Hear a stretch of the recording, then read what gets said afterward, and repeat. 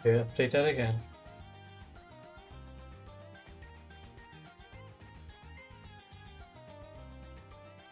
Audio check, audio check. Audio check, audio check. Okay, audio's doing fine.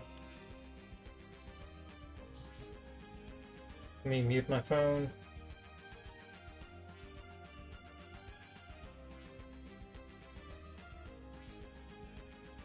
Good. Good. Hello, Leith. How are you doing today? Dot Paragon go burr? I like Dot Paragon. Even if it's not throwing dots anymore. It only throws spike balls. Really? BTD6 just crashed. That is not speaking well for how this is going to go today.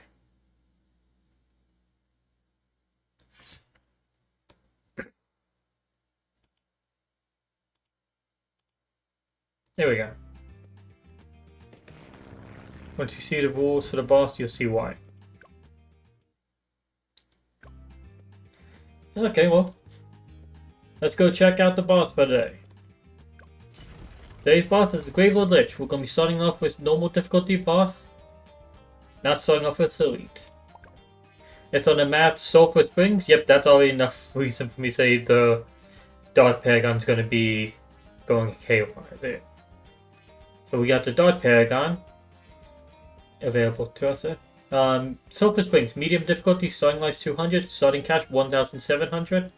We have standard set of rewards. Heroes available to us: Striker Jones, Captain Churchill, Hat Putsy, and ETN. ETN is the one I'm going to go with. As far as additional rules besides that, there is no ace. Boss health is set to 200, boss speed is set to 110%. There is one Paragon allowed.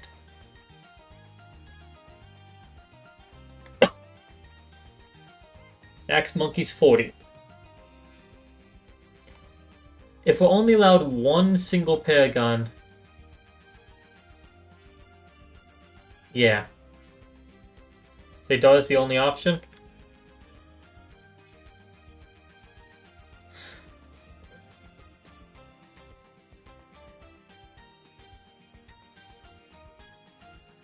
I feel like dot's probably the best option, but not the only option. Like, maybe the Buccaneer could be a good option.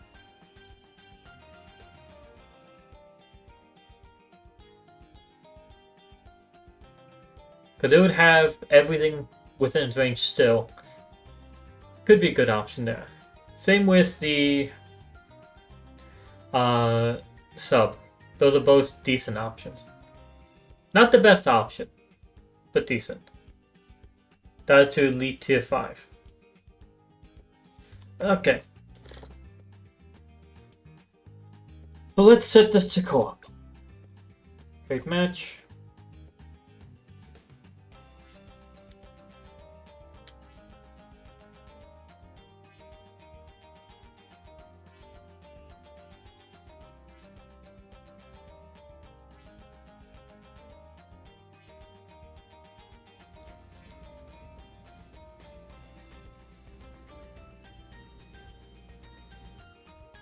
Also, you only have an hour before bed, so can we do Elite first? Sorry, but no. I'm doing the normal first this time.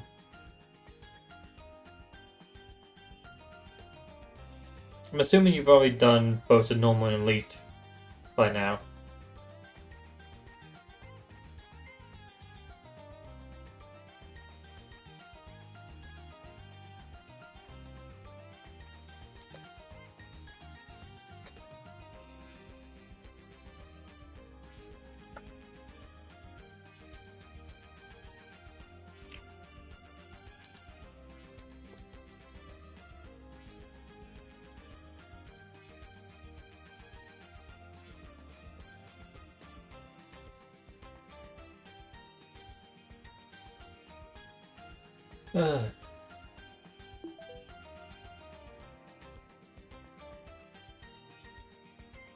Right.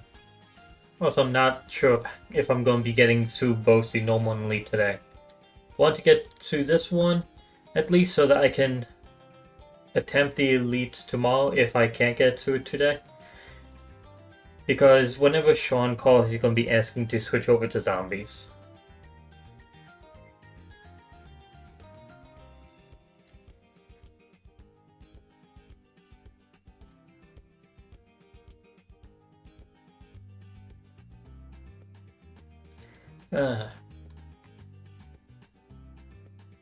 I really wish I was able, or I got the chance to stream on Friday. But thanks to my workplace, now Fridays are not even an option to stream. So yeah, oh fuck. What? And for me, Fridays were an option. Next week is daylight savings.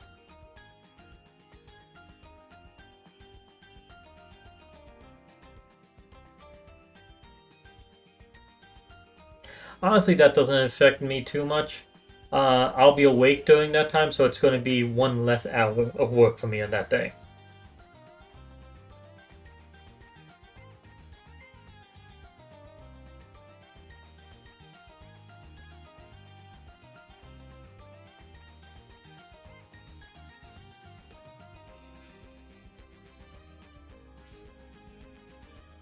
My workplace did some complete bullshit for the daylight savings the last time when it jumped forward an hour.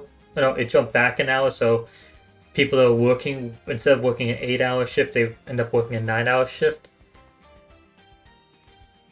It was complete bullshit for them because they're like, okay, no, we need you to stay until the normal time.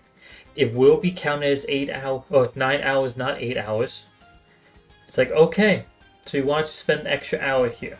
Fine. But then they spent the rest of the fucking work week like, no, we need you to leave an hour early or show up an hour late on this day, and then the same for you on this day, and same for you on this day. It's like, if you're going to force me to spend an extra hour one day, I'm not going to be cutting another day an hour short just because you want to. Especially not coming in an hour late. I'll leave an hour early. I'm not coming in an hour late. I have my fucking schedule, so. So if you want me to spend an extra hour at work, I'm expecting that extra hour to be overtime, not being taken away from another fucking day. Irritated me so much, but luckily I was not working on that day. But it was bullshit having to deal with how they're messing with everyone's schedule throughout the week because of that. Yeah. Thanks to how that new completely bullshit policy my workplace has about off-site parking, Fridays I have to leave a lot earlier. And I'm unable to stream on those days thanks to it. Like I could, but instead of having a possible 2-hour period to stream from 8 to 10, now it's a 1.5 hour period to stream from 8 to 9:30.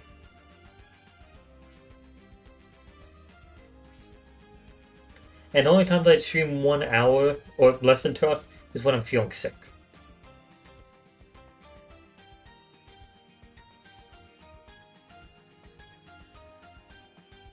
Actually, let me look up the exact time for daylight savings.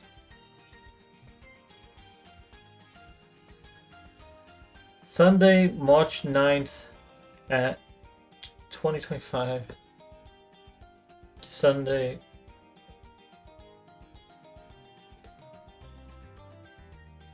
Yeah, it's not going to affect me again.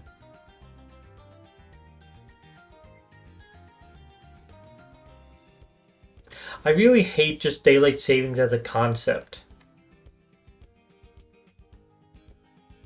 So Friday streams are pretty much gone for the time being? Yep, until they get rid of that policy or I fucking quit. And I've already updated my resumes and I've started practicing my skills again for it. Because I am honestly tempted to go ahead and quit because of the policy. Again, it's adding a full hour to my commute without any compensation for it. And I can say it's legitimately, for me to drive from my home to my workplace, it's like a 20-minute drive. For me to drive from my home to the new off-site parking is about a 20-minute drive. But then I have to wait for a bus for who knows how long, then get on the bus, wait for it to move for who knows how long, and then it drives over to the place, takes 15 minutes for it to drive over to the place. It over doubles my commute time every single time it happens. And currently it's only happening Fridays and Saturdays, which I only have one of those days. I only have one of those days. But it seems like there's a chance that they might be looking into continuing this every day of the week. Which is complete fucking bullshit. Because then they would be extending my commute time by 5 hours a week without compensation, which is not okay.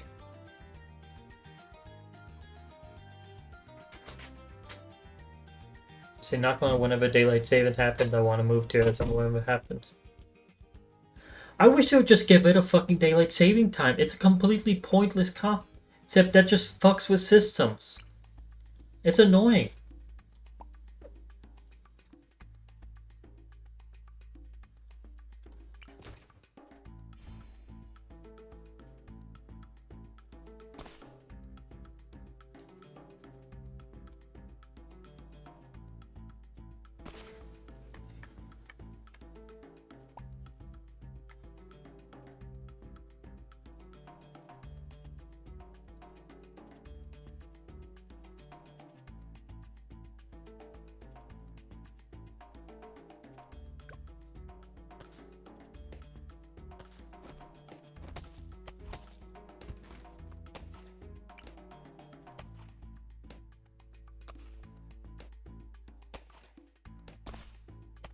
Say, or Hawaii, since those are only 2 days without daylight saving time.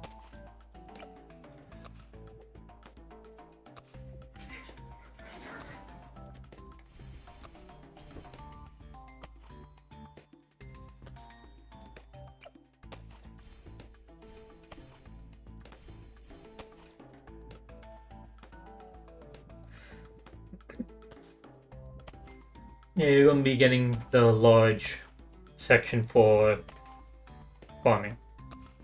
Let me turn off auto start.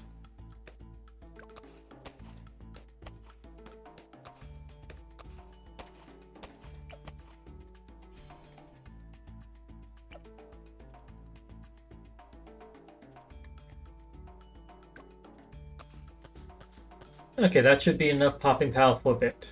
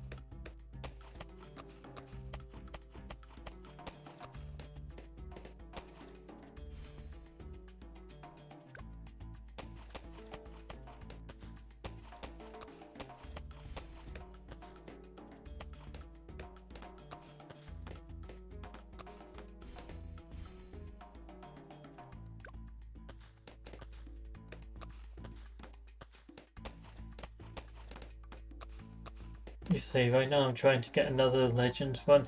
It'll give me loads of experience.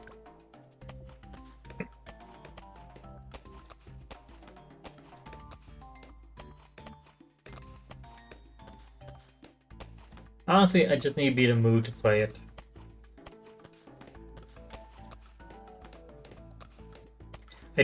I'm very much resisting the urge to just like grind out until I'm in the mood. Because like, I want to be in mood play, and then not overplay it. I do not want it for what to happen to it to be the same exact thing that happened to contested territory. 1 week I've gained 4 veteran levels.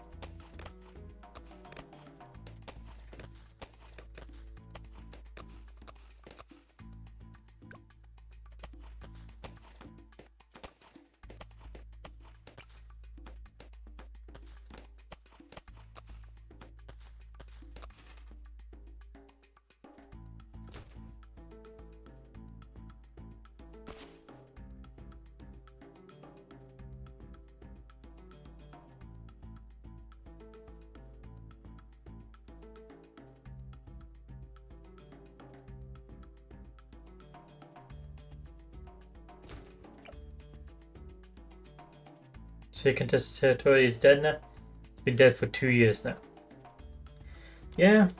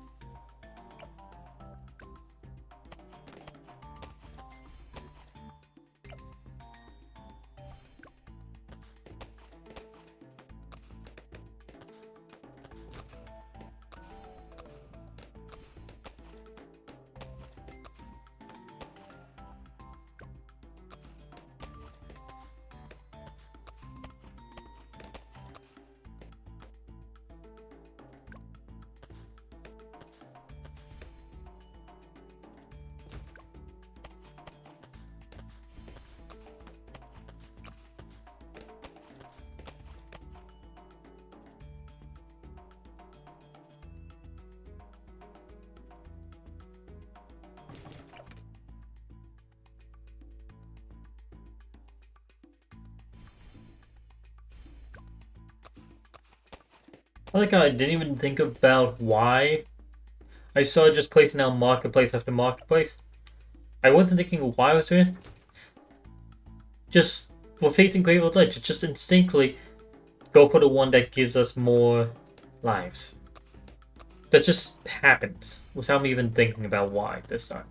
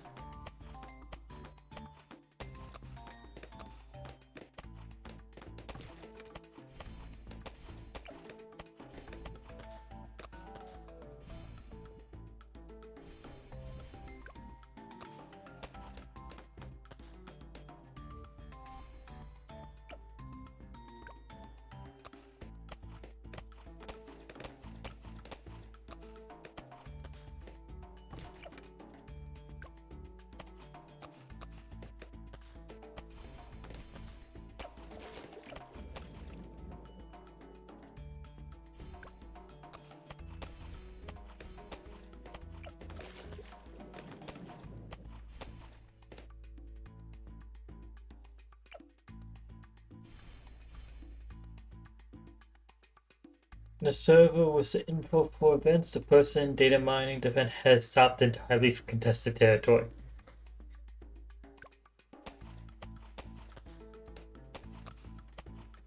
Honestly, I'm using that.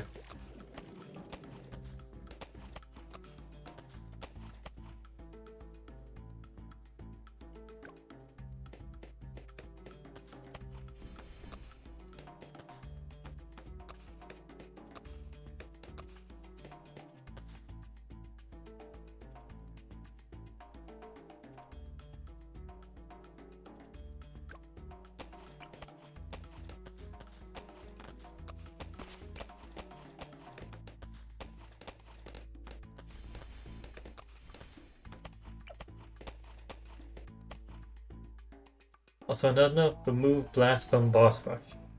Okay, why vortex aren't Lich and vortex aren't in boss rush? I don't want blast in it. Are you gonna be able to get all? Yeah, maybe you'll be able to get all those.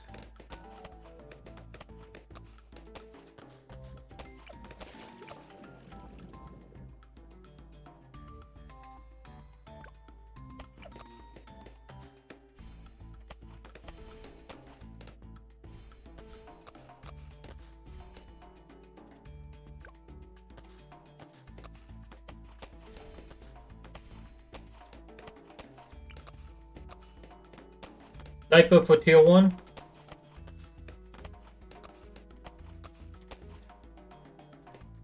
That sound good or no?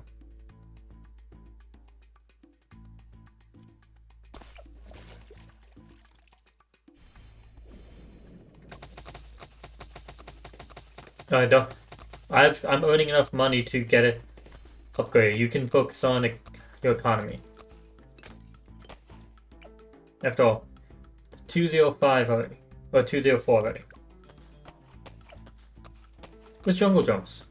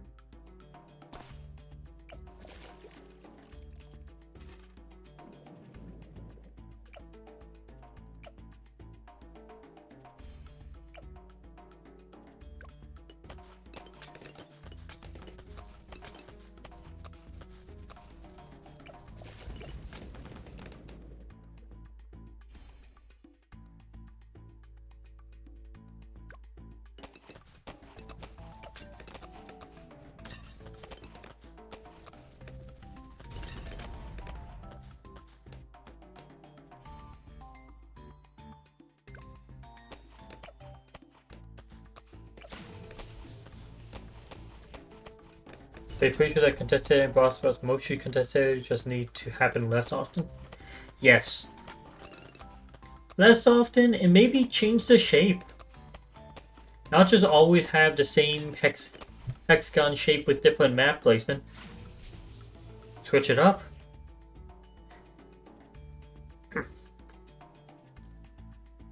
Honestly, just switching up the map shape would be enough as well.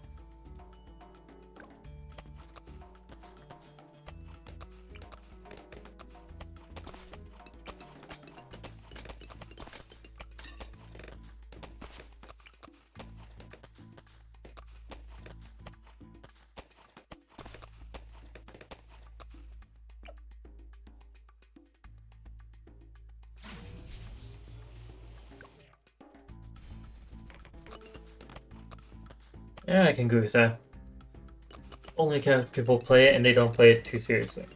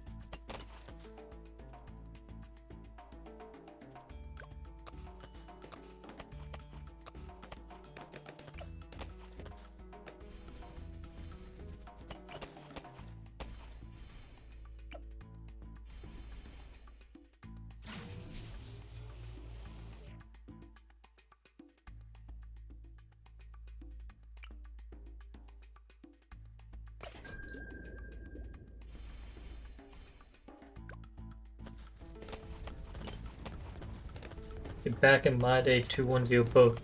It's double the grapes.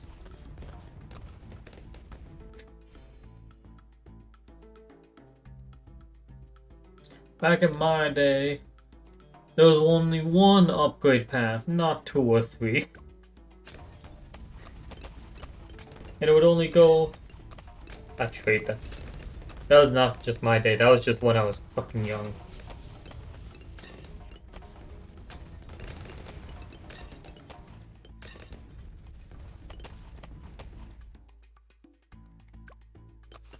I think preemptive strike should be good enough.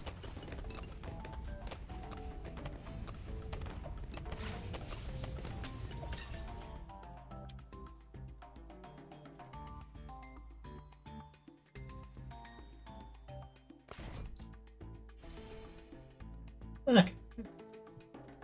And should I have this targeting just the Gravewood Lich or the other things it sends out as well?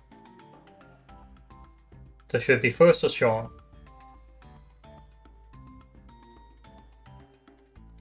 Okay.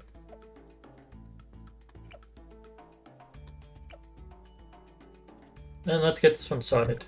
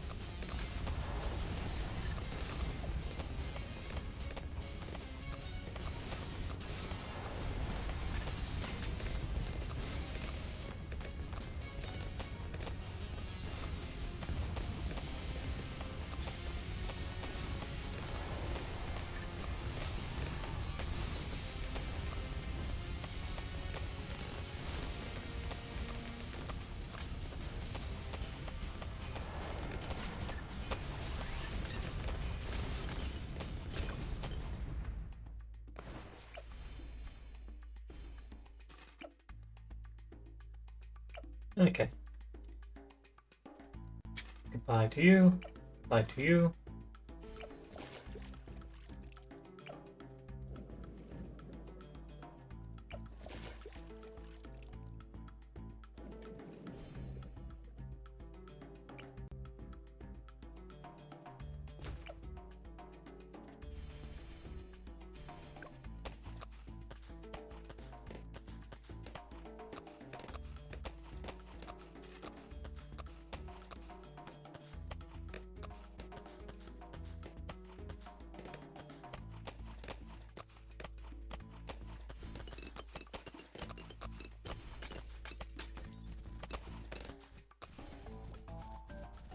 Oh yeah. What placement do you say we should have for the actual Paragon?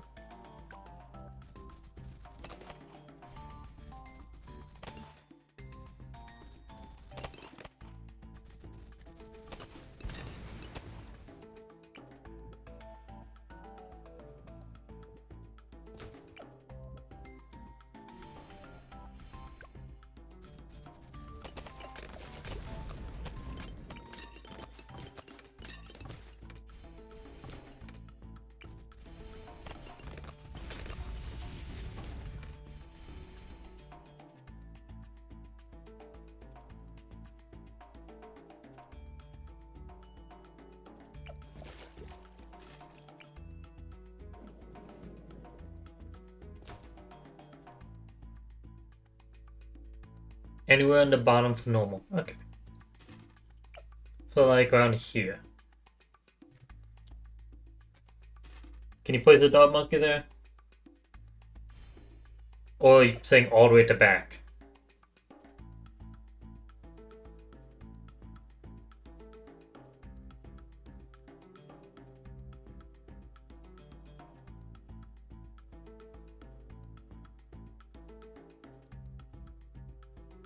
Oh, the complete bottom. Okay. I'll place another dog monkey back then.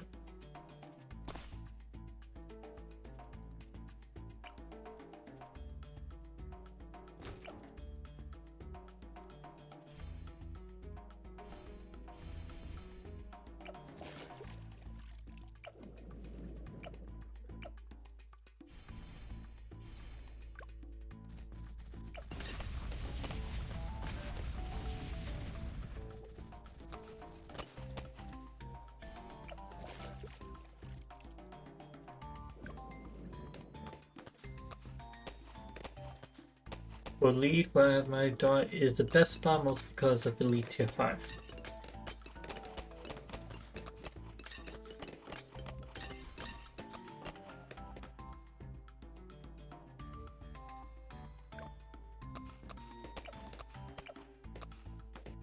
Still feels weird hearing that the Dart Monkey is the best Paragon for a boss. Like, I love the Dart Monkey Paragon. It is still probably my favorite one. Cheap, powerful, awesome looking. Thank you. Even with BTC, Dart Paragon was degree 60 plus, it's like 5 scores worth of damage.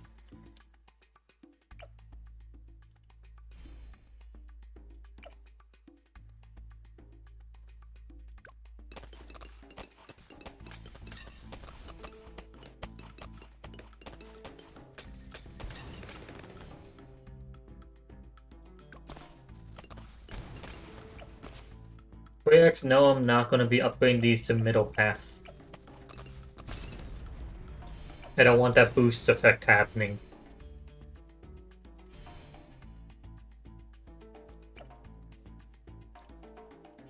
I will have one be a middle path, but that's going to be the only one.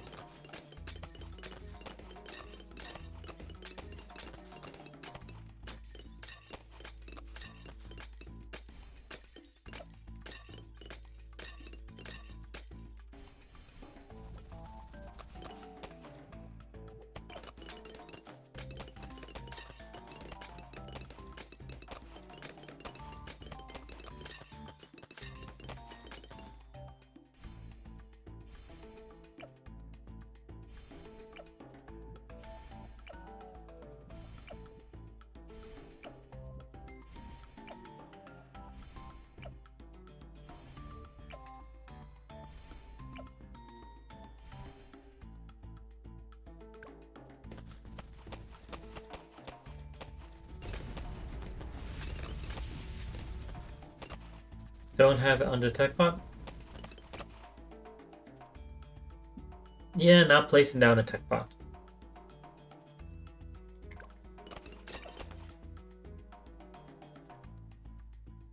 Questioning, do I go top past the tier 4 or bottom past the tier 4 for all of these? Obviously the ones I've already gone to tier 3 get to tier 4, bottom path.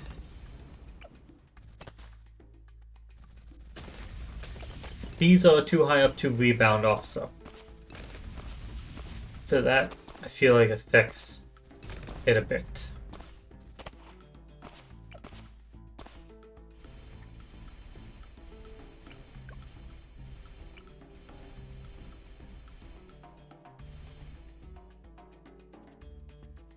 Crushing ceramic, leads, fortified, crit shot every few. I'm not sure. It probably doesn't matter too much.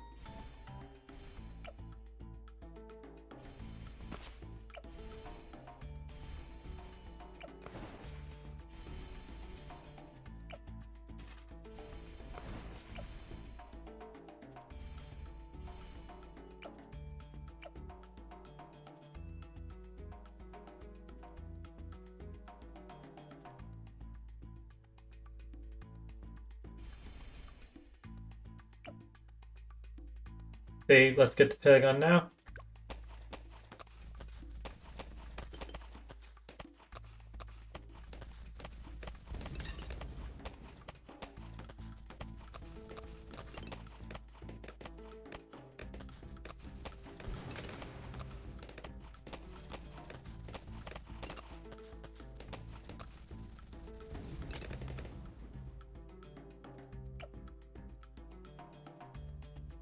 Do we sell the farms as well and put all that money towards it, or no?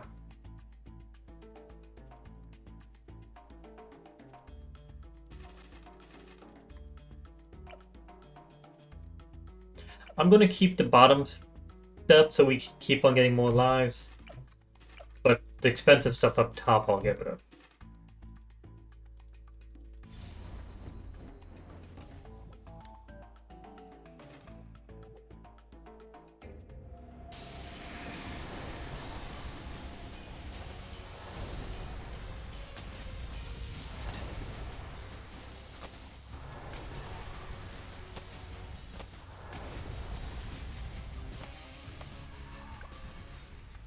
Yeah, so we can coast now. Okay, so while the game runs, is there any random topic you want me to talk about? Any rankings, any tier lists, things like that?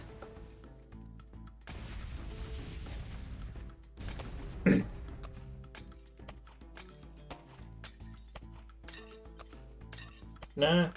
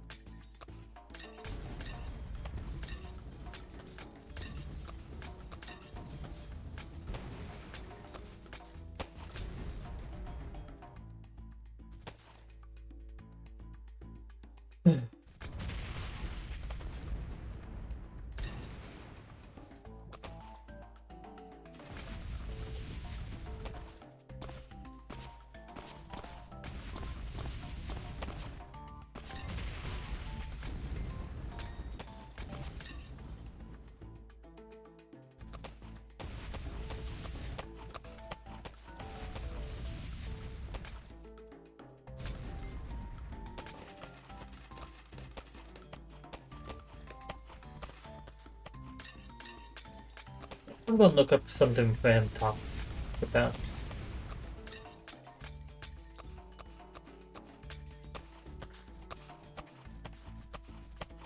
There's the MCU tier list.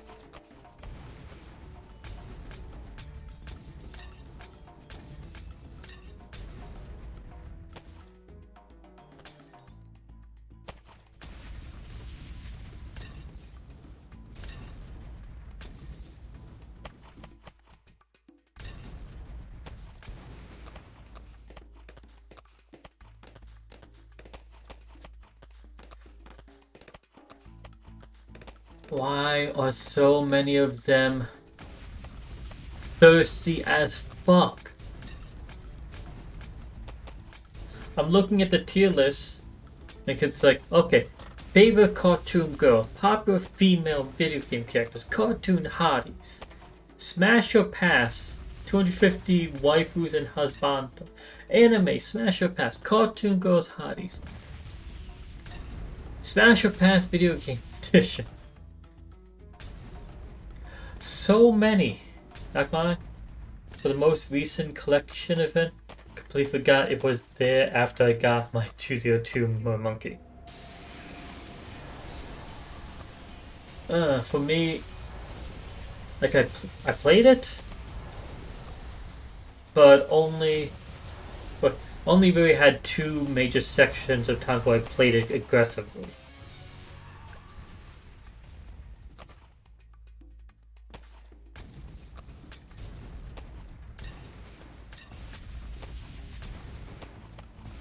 And those were both, of course, when there was the village and banana farm in it.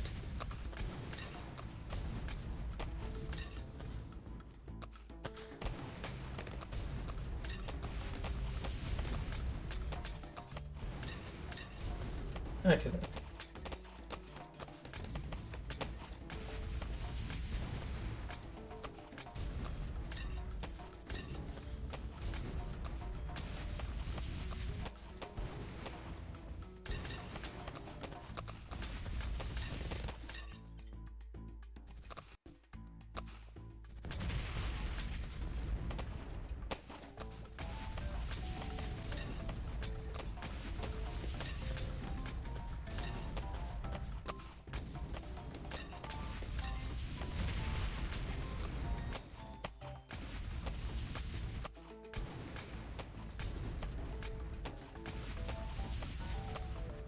There you go.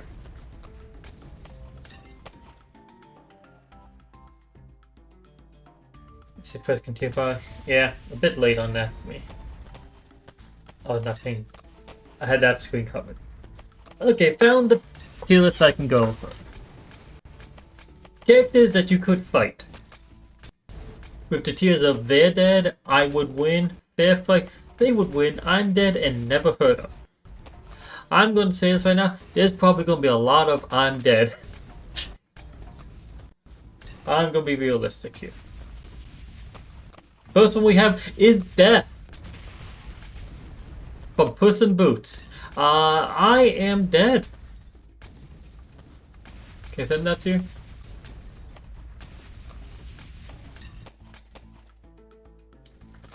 Okay. This is a live one that's currently going on, by the way. So you can, after going through it, you can check to see what other people's votes are.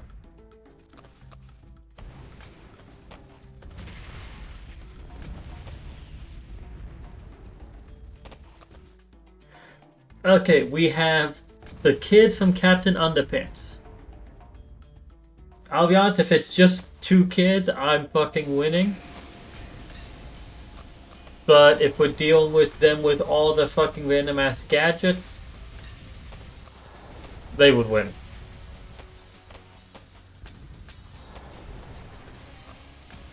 And, well, they have one gadget for them. The hypnotized brain. They would win. They would win because they'd be able to hypnotize me. I have no idea who the fuck this is, never heard of. Okay, there we go. Most generous monkey financier. Rewards 125 monkey money, 25 trophies, 1 tech bot power, 1 Gravewood Lich medal, and a 2-3-0 tax shooter instant monkey. Okay, now go ahead, let's do seals. Yeah, that was my thought.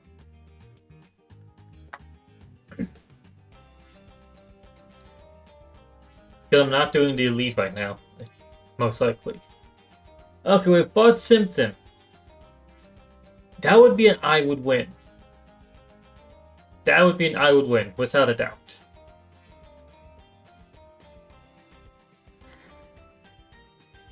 I don't think I'd be able to say and I'm heading. Well, I guess I'll see you later. I would win. Honestly, this guy would... Beavis and Butthead would both piss me off so much that they would be dead. Bart wouldn't piss me off enough for that. They would. I'm dead. I am fucking dead. The Wolfman would kill me.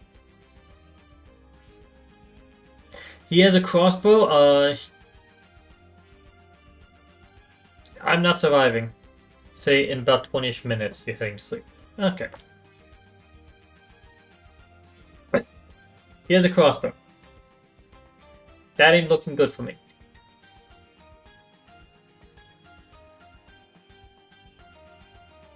And they kind of look beefed up. So they would win. Yeah, I would win. For multiple reasons. His main attack that he knows is to kick you in the balls. Issue is, he's too short to be even able to kick me in the balls. So that's a I would win. Brian Griffin, he's a fucking pussy. That would be an easy win. And they would win. It's not going to be an I'm dead sort of thing because he doesn't go for the kill. He goes for the amusement. He would win. And another one that's dead. He would piss me off enough for that. Butters. Of course, Butters is complete wimp, just a little kid. So of course I feel like I'm going to win. There's not going to be the dead there because Butters is nice. I'm not going to... There's no way that he would get me pissed off enough for that.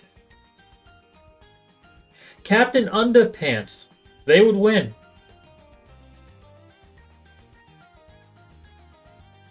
They would win.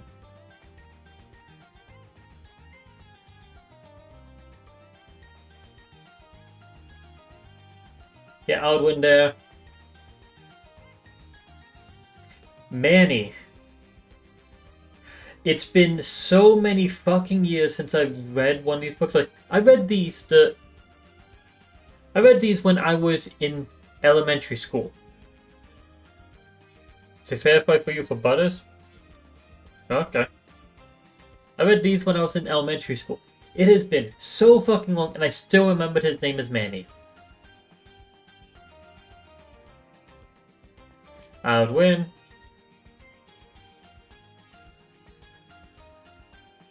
I would win easily against Charlie Brown. Against Chucky. He has a knife. With that being said, that doesn't matter for too much. That means he's dangerous. That does mean he's dangerous. But the only way he's ever doing anything against me is if he catches me by fucking surprise, because he's a literal doll.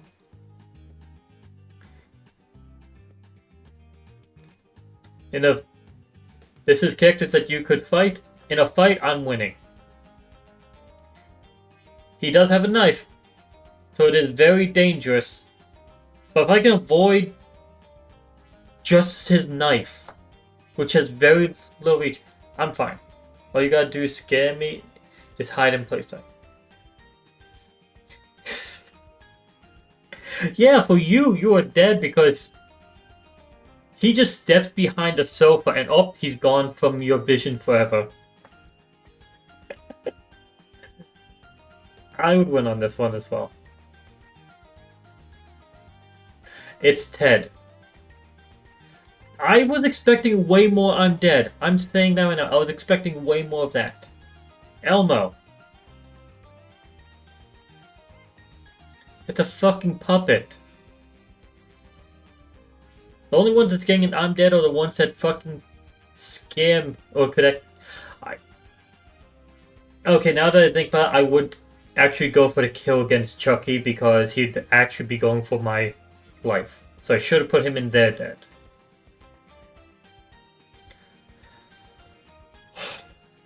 Fucking Cartman.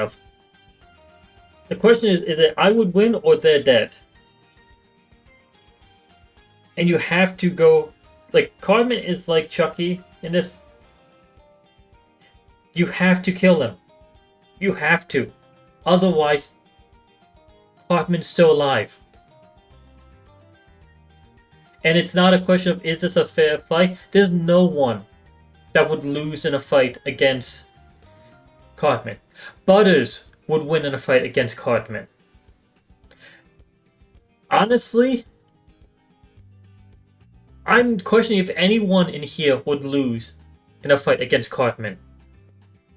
Cartman is a bitch. Okay, here's one. Peter Griffin. They're winning. They are fucking winning with ease. Oh, not Peter Griffin, Chris Griffin. That is bad, that is bad. Oh my god. Well, I'm expecting Peter Griffin will be on here later. Yep, there he is. Peter. There's Peter. Chris Griffin is completely fucking destroying me. There is no ifs, ands, or buts. It's not a fair fight. There hasn't been a single fair fight yet. You saying I'm dead for Chris?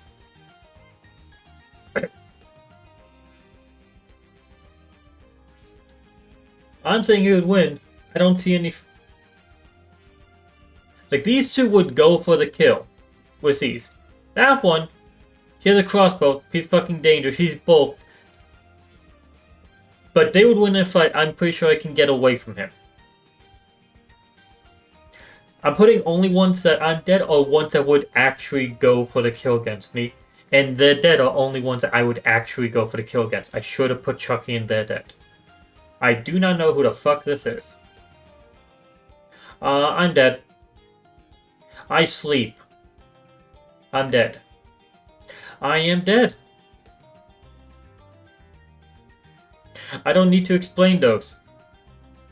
What fucking version of Luigi is this?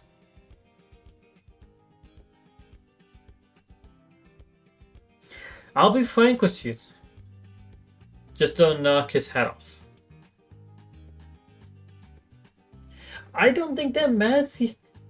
Knowing how Luigi and Mario fight, I'm dead. He would go for the kill. He would Goomba stomp my head and I'll be on the ground splattered.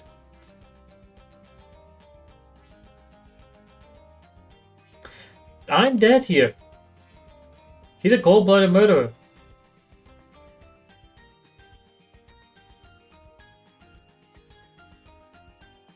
It's amusing. Goku? They would win. He is very careful about not killing people.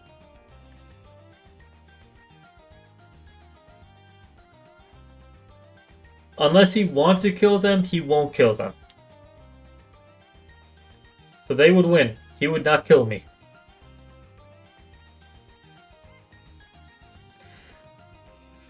And she would. She would kill me.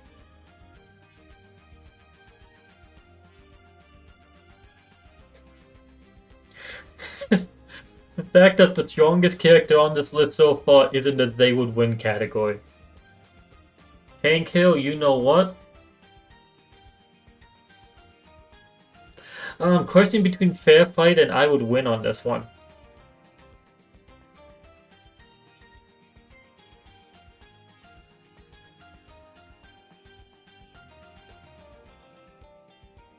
I'm gonna skip for now. Homer Simpson. Fuck.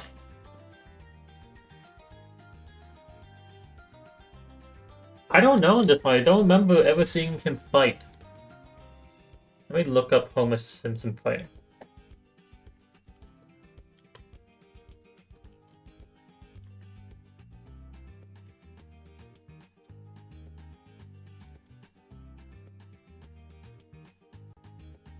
I had to click on the one that says epic fight. Let's see if it actually is.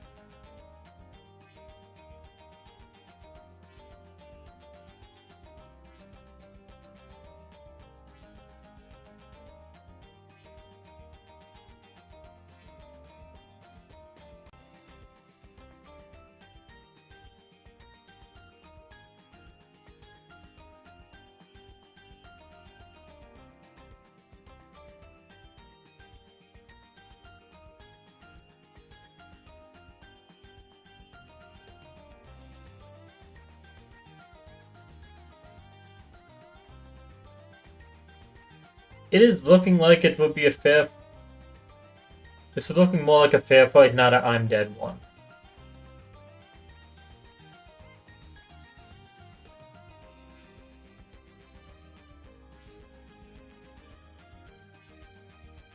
Now, Homer Simpson, I think...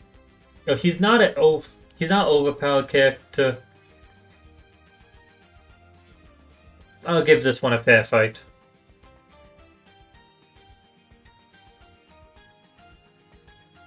Really?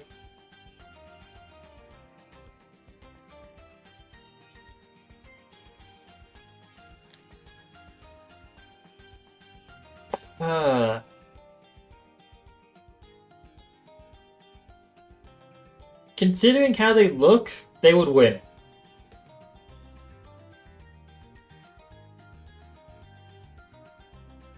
They would win.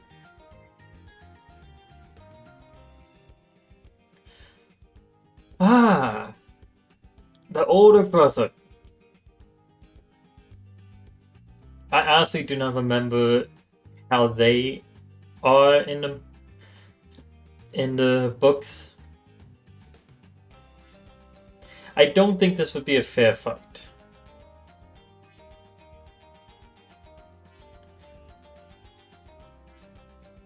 It is definitely more fair of a fight than these two.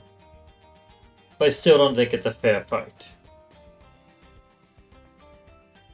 Opponent I would win. Shrek, I'm dead. The first...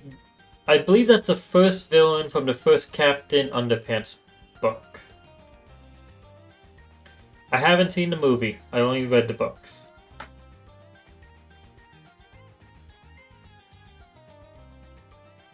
And... I have no idea. I have heard of this person, but I don't know shit about them.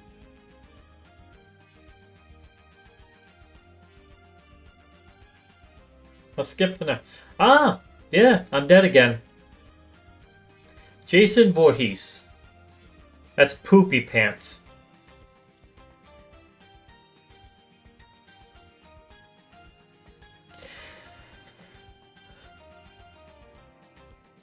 Jerry. A mouse.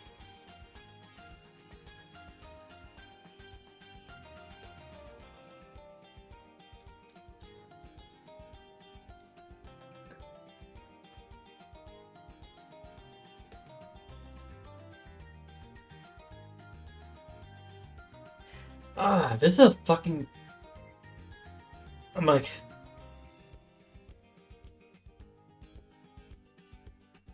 I mean, I win against a mouse, obviously.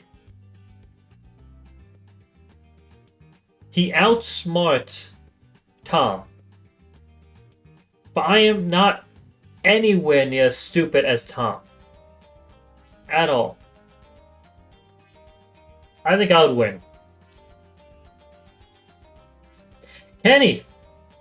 It isn't my choice. He's dead. I'm not doing anything. He just dies. It's not my choice. He dies. They just kill him.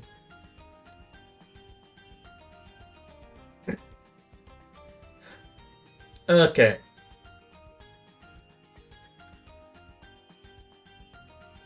Hermit the Crab. Honestly, his voice would be enough. His voice would be enough. Oh!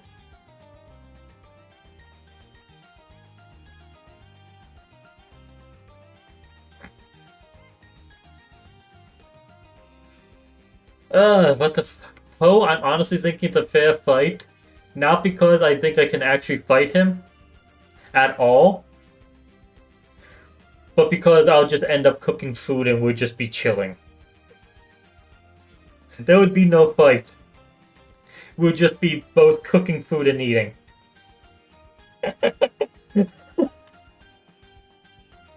In which case he would then win, because he would eat more than me without it. He said Kermit the Crab is what I heard. Kermit the Frog. The Crab. What the f... Like, he would win in the eating contest, he would win in fighting, he wins. Why did I put him I would win? That is not correct. You get... I hate the fact that I can't reset. Whenever it's a live vote, you can't reset it. He isn't that they would win. He's in there. He's in there. This is not accurate. Peggy Hill. Yeah, that's an I would win.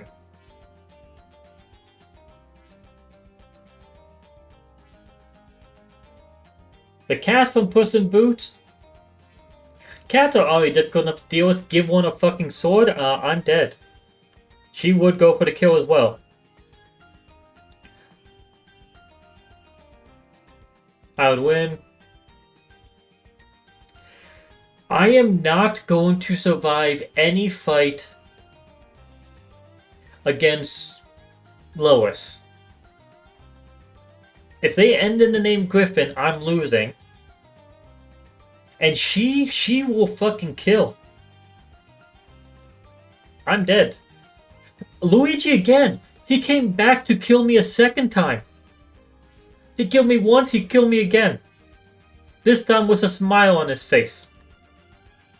Mario, his brother, came back as well. Meg. Okay, you know what? I'm still keeping Chris in the they would win category. But she would kill me. Like Myers, kill me. Mickey Mouse.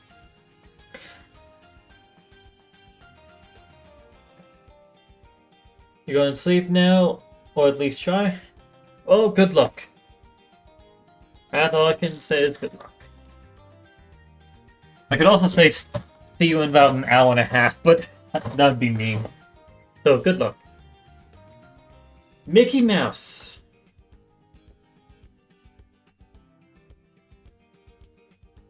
I mean, you have to be stupid to lose to Mickey, to be honest. And it doesn't look like Kingdom Hearts Mickey Mouse. At all. Just look like a random Mickey Mouse. It ain't Kingdom Hearts Mickey Mouse, it isn't Epic Mickey Mouse. It's just a random one. And a random one is probably easy enough to beat.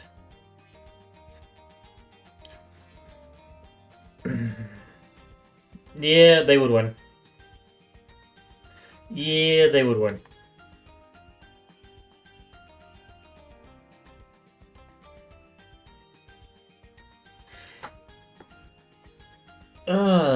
Between they would win and I'm dead. I don't know. Yeah, he does go for the kill. Fair fight. Fair fight. This is just cruel. This would be cruel. And now I'm dead again. I am dead again.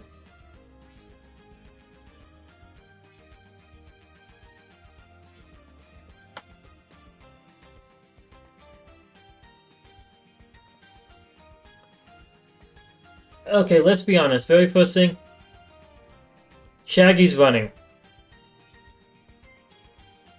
He's not staying around for the fight, he's running. You literally need to hypnotize him to get him into a fight. I know where the Ultra Instinct Shaggy comes from and all that stuff. He had to be hypnotized in order to actually fight. So he's running. Thing is, I ain't catching him.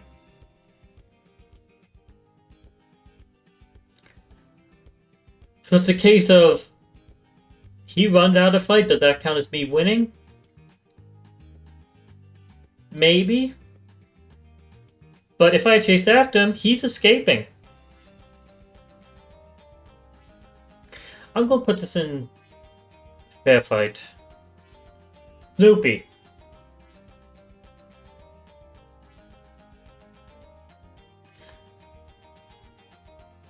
He's just a dog. A smart dog that can build stuff. But he ain't exactly like extremely fast or has tune physics or anything like that. He just is able to build stuff that works. I would win. I would win. I am dead! Doesn't matter that he's a baby. I am dead again. Why is it this fucking picture? Why is it this fucking picture?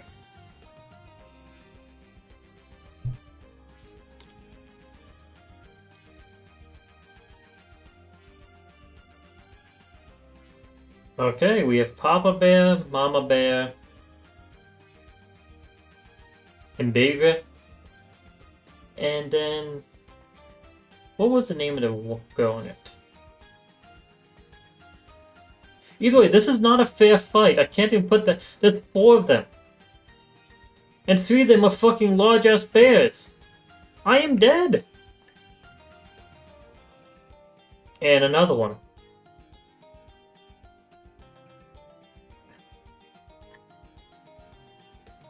The question is, does he have a gun on him?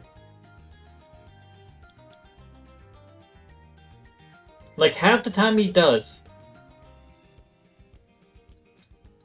If he has a gun on him, I am dead. If he doesn't, I am winning.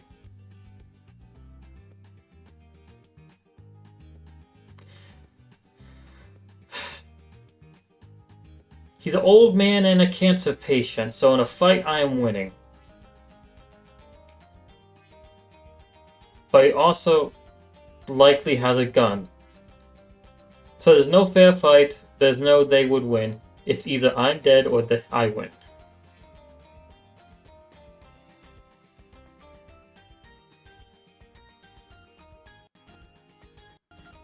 Actually, it's not even an I would win because it would really have to be a kill then. So it would be I'm dead or they're dead.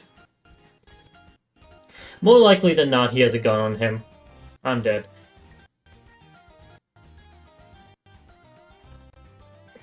Spot. Spot.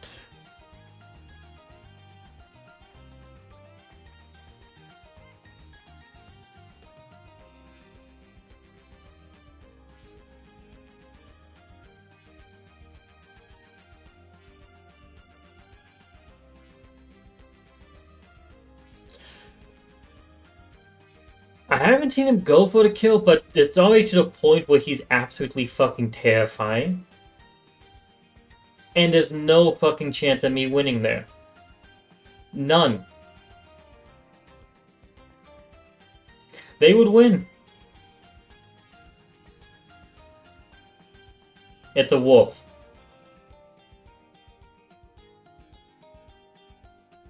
And if I remember correctly, this is from the Bad Guys movie.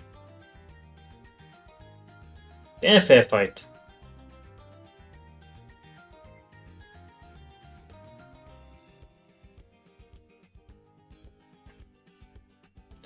They would win. He would beat the shit out of me. He is tough as all hell. And now back to Hank Hill. Looking at who's where. You're fucking weaker than Homer. I would win. And you said his name is Poopy Pants. Why? The fuck is...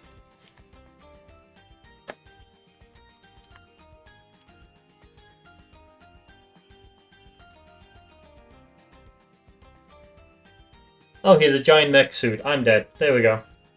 That's the answer.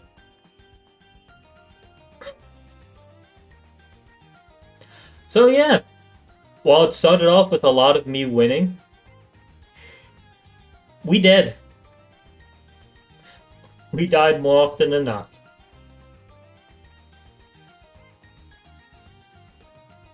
Let's see, total hits. A lot of people said that they would kill all these.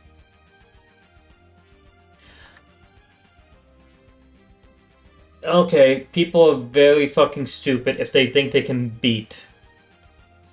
This is complete fucking bullshit. 50% of people think that they can go ahead and beat Chris and Meg Griffin. They took on an entire cafeteria's worth of people. Beat the fucking shit out of them fucking Mortal Kombat styles. There's no way around it. And we've seen how fucking strong Peter is in his fights against the chicken. Lois can beat the shit out of Peter. All four of those is either they would win or I'm dead. Without a doubt. Without a fucking doubt. Because no one else is voting that I would win section. Because they're like, hey, if I'm winning, I'm killing them all. No! You might win the fight, but that doesn't mean you have to go for the kill for all of these. And do they seriously think they're killing fucking Stewie? I know he's a baby, but he is strapped. He is always strapped.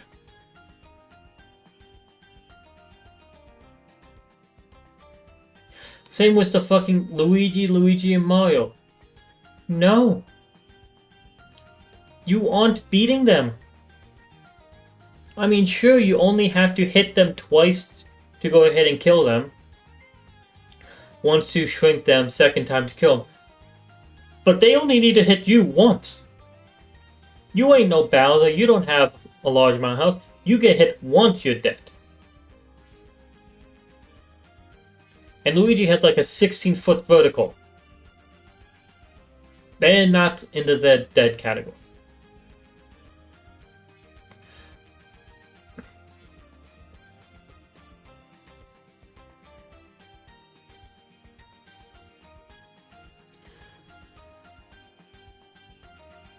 Okay, I can the two people I put in the never heard of are also the never heard of. I can see that. The Wolf Among Us, the Wolfman, he's in the I'm Dead category, and then we have the main character from the Walking Dead game. That's a fair fight.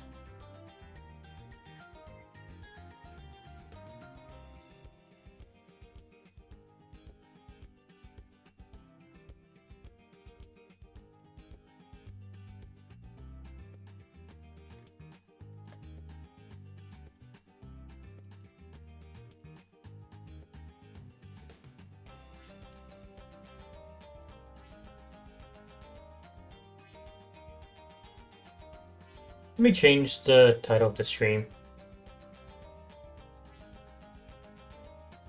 Why does it keep on switching it to Black Ops 6? Category. Just chatting.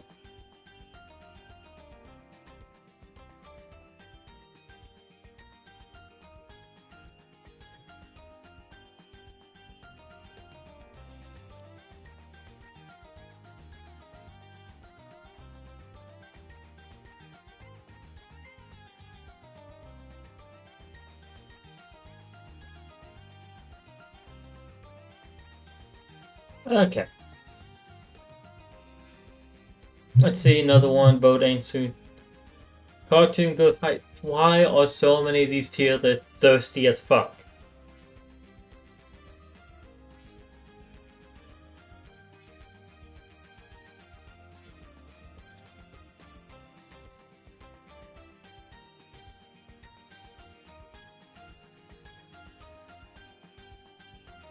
Let me quickly check to make sure that this is updated on YouTube as well.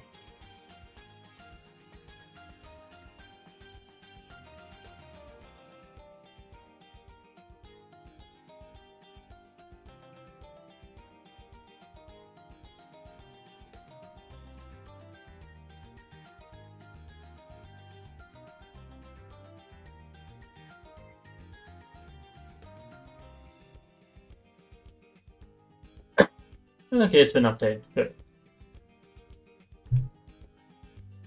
Okay, of these, we can do Pokemon starters, do relationship red flags, every food I can think of, that's a maybe, and best anime fights, there's gonna be a lot that I'm not gonna be ranking at all. Let's start off with Pokemon starters. Why is it 10, 9, 8? Oh, ranking like that. What are we ranking these based off of? If we go based off appearance, favoritism, things like that, I feel like ranking them based off of the different forms or different evolutions. I'd rather rank an entire evolutionary line together instead of or ranking them in separate one for each one.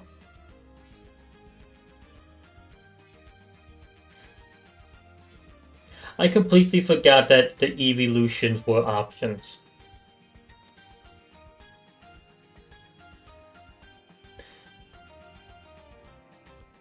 You know, we're just going to go based off of favoritism.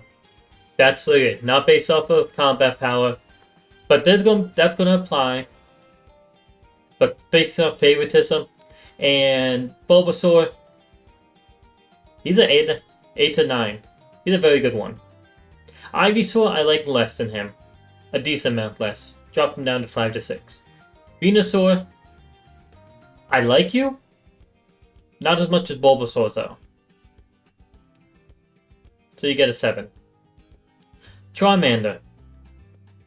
I'll be honest, I don't like Charmander as much as Bulbasaur. But I think I like Charmander probably the same amount as Venusaur, so you get the 7. Charmeleon gets a lower rank as well. Charizard, I like better than both those.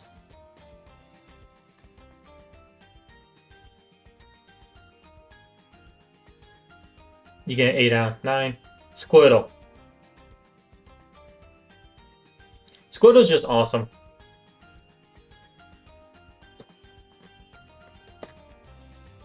Squirtle is just awesome. So, you get a 10. Squirtle gets a 10.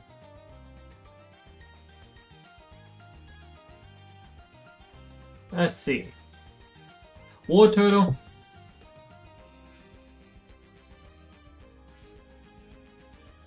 Honestly, I don't care for War Turtle in the slightest. I don't hate him though, so I feel like it's 5 to 6. All 3 middle evolutions for Gen 1 ended in a 5 to 6. And Blastoise. Honestly, I like Blastoise more than Charizard now. Charizard was my... was it my first one?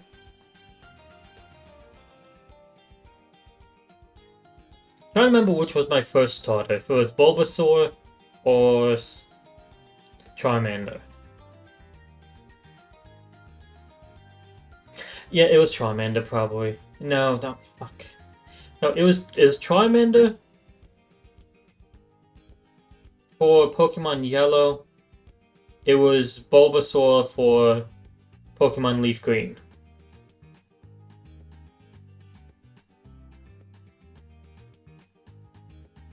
I'll give you 8 to 9.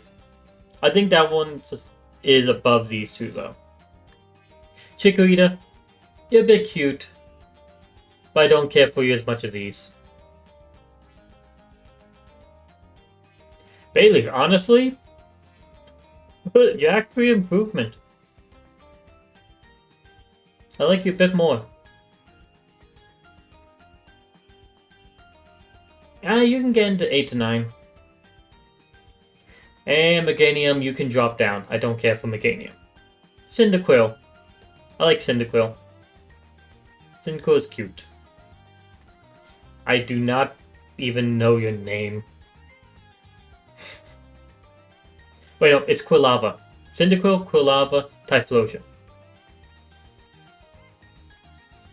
You can get down to here. And honestly, Typhlosion can also stay down there. I don't care for that design at all. What the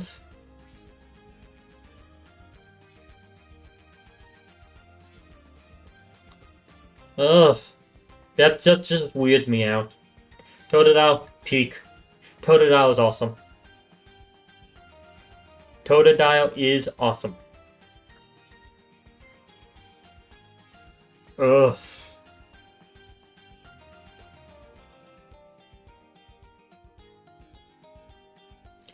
Yeah, I don't like you. You look horrible.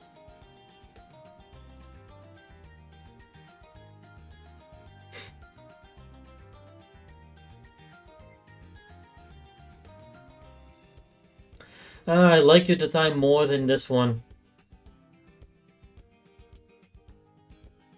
But I don't like you as much as these. Actually, yeah, fuck it. You can get a 7. Just barely get a 7. Trico. Trico was my first Gen 3 starter. I just have a Squirtle on me. It's nice. Trico's my first Gen 3 starter.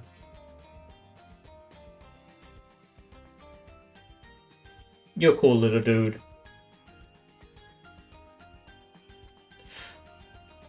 Grovile.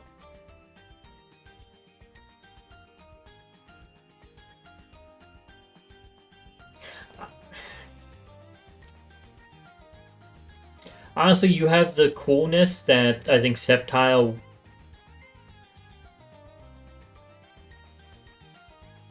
Okay, that's just Sceptile. This is Mega Sceptile down here. You have the coolness that Sceptile just wishes it had. But I think you're a bit lower than Trico.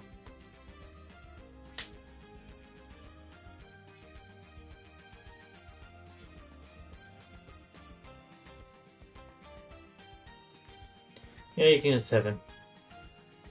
And Sceptile.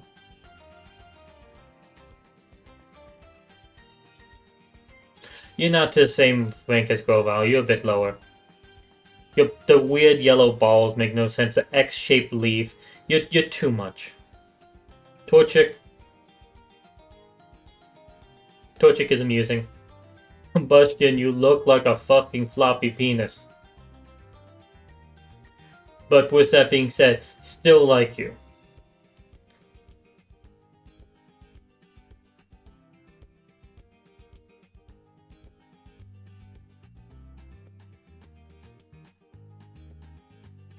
And you can get 7 as... I should have fucking put Torchic at an 8.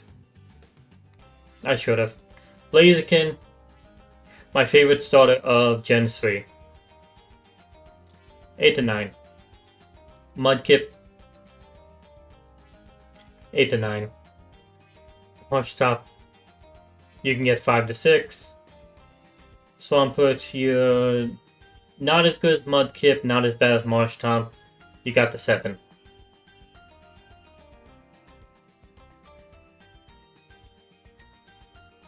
So we're on to the Torterra line.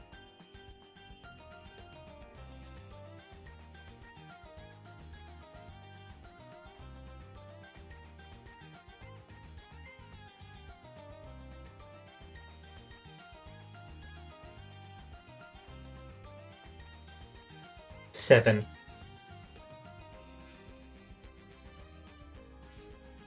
Honestly, about the same rank.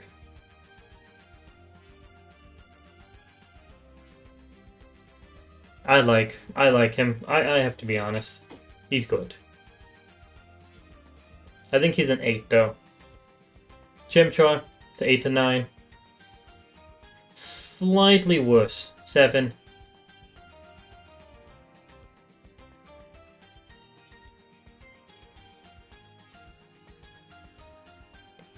Being honest, probably my favorite starter.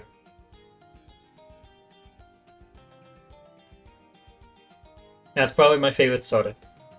Piplup.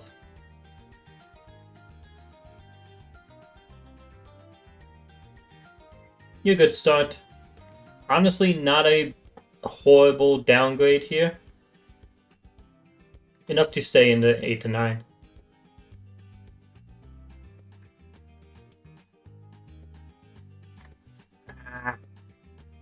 What do I think of Club Penguin?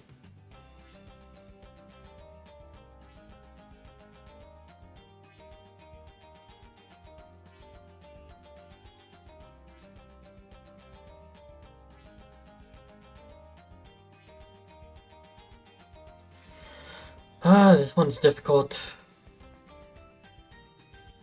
Club Penguin here actually ended up being my first starter for Gen 4. I did end up getting all 3. But this was my first. And I can tell you this, I ended up switching him out for another water type.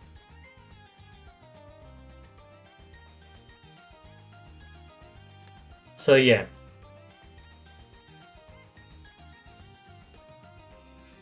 Snivy, you can go up here. Slightly worse. Stay there. Pepig, you can stay here. Another pig.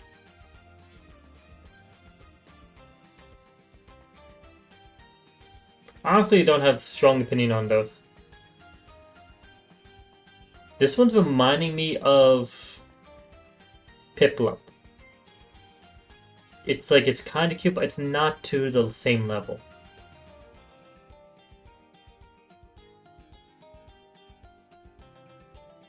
No. Slight improvement.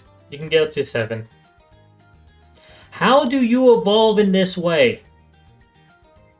These do not... That's a huge jump. This is a huge jump.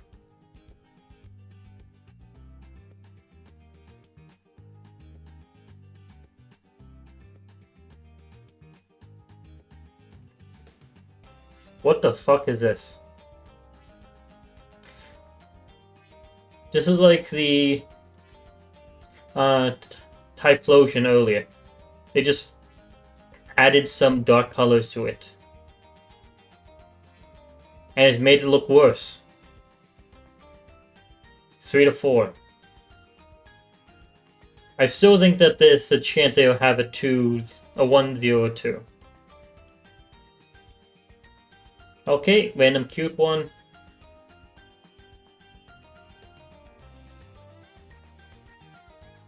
Eh. Okay, now he's fat and round. Eh. Okay, he's a Digimon. Why did people not tell me this was a Digimon? Suddenly gets metal and metal armor and spikes all over it. It's a Digimon.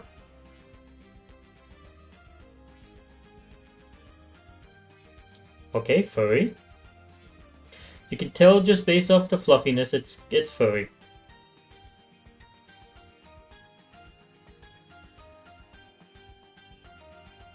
Eh. Improvement. More furry. But still improvement.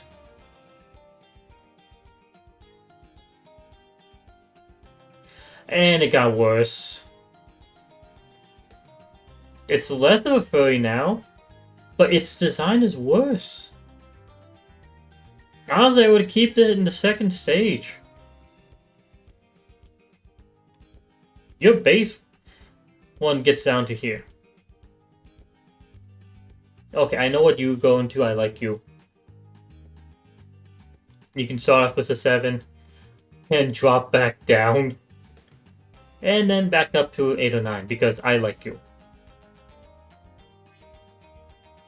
I'm pretty sure that's Ash's Greninja there. Thing is, I did not watch that season. And it just makes him look a bit worse.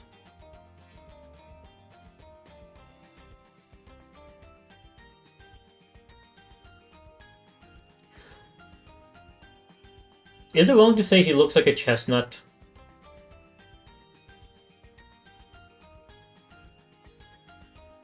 He looks like a chestnut to me.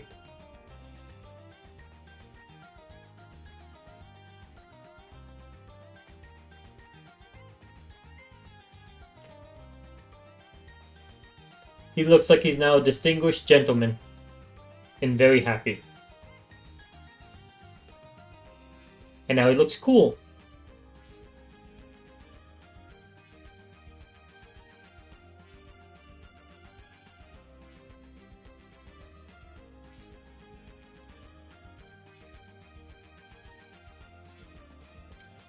I know he's a grass type, and he looks like he could be a flying type. What's that? But I know that's supposed to be like this, the 3 types pairing thing. So we had Fire Psychic, we had Water Dark. Are you Grass Ghost?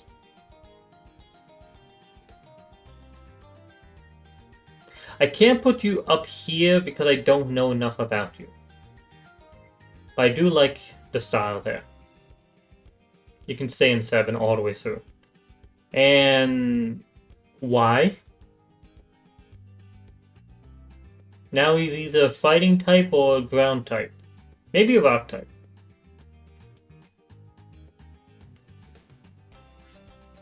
Bit worse.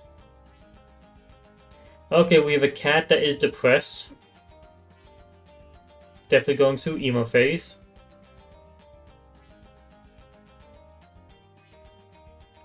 Now he's a little gremlin of a cat.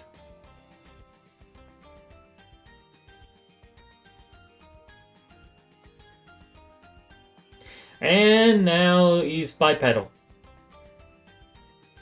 And a wrestler. I'll put you back to 5 to 6. You remind me of another Digimon. Say Blastoise should be tier 1, man.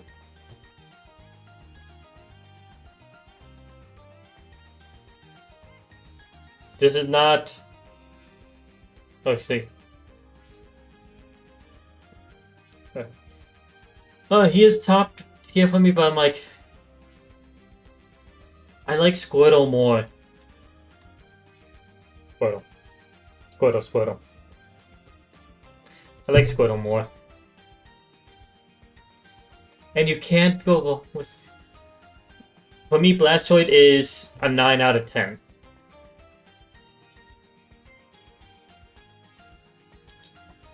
I just enjoy these a bit more.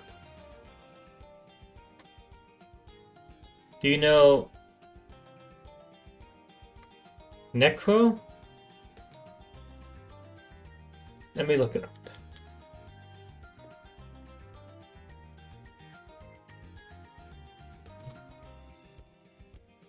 No, I do not.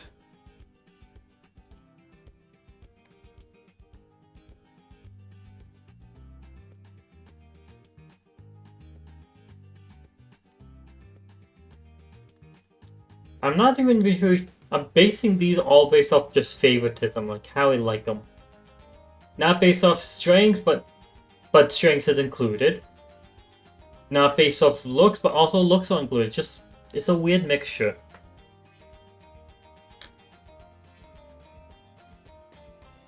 And Totodile being the absolute derp he is in the anime has definitely helped.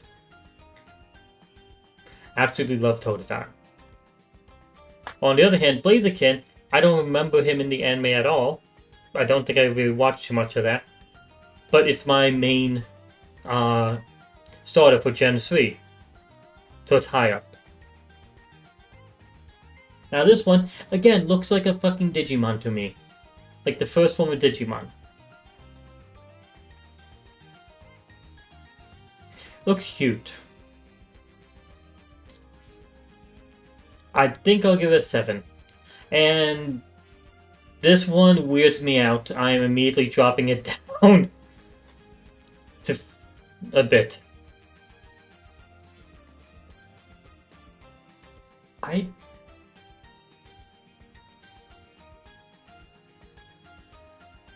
don't know.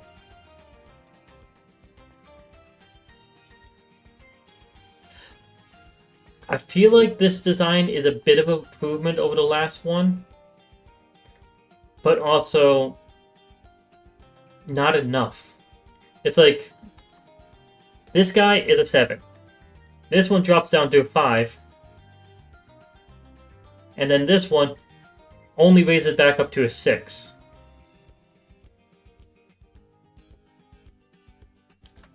Aw, goofy little monkey. Grass type, I can tell that much at least. We are into the gens I haven't got to play their games, I will say that. But I like the design.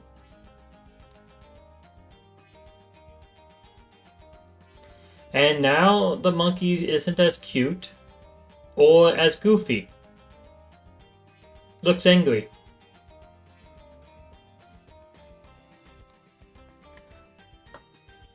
Honestly,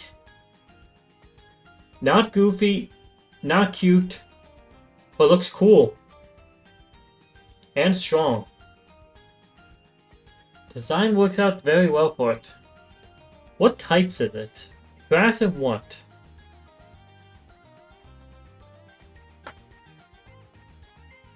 Or is it just going to be pure grass? I could definitely see a grass dark type or A grass fighting type was this.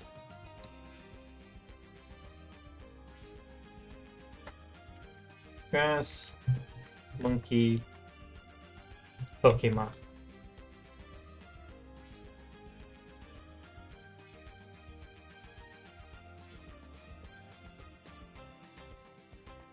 So Gooncree, its third form is Rillaboom.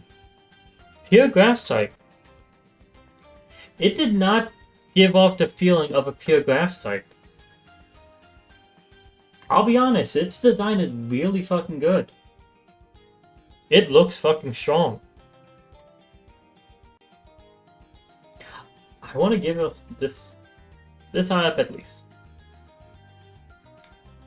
Look at the cute bunny.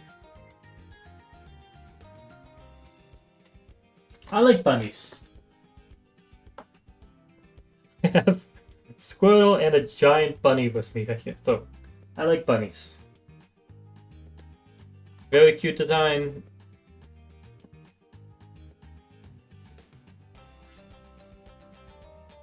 But I'll give it a 7. Okay, dropping it down. I feel like that's a go-to thing usually. You start off with the first form, it's great. You get to the second form, and you drop it down, it's a bit worse. And then you pick it, or you get to the third form, and it either will drop even lower, or raise all the way up. 8 to 9. Why do you look derpy? Like, I know how you go. I've actually had one game where I have played. What's this? No. Get out.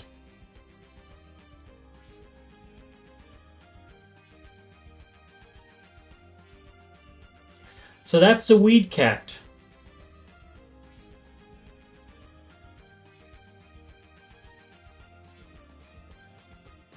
I like it. And that's dropping it down a lot. I do not like that look in your eyes. It went from a happy, cute, innocent weed cat to I'm going through my rebellious phase weed cat to I'm trying to be a seductive weed cat, which is not what I want.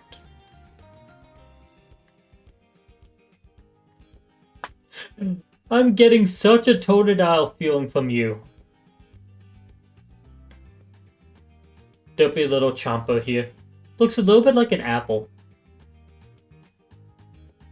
I like his design a lot. I don't think it's as good as Totodile, but that is at least an 8. Why does it think? Why is it like a clown now? Why is it a clown? No.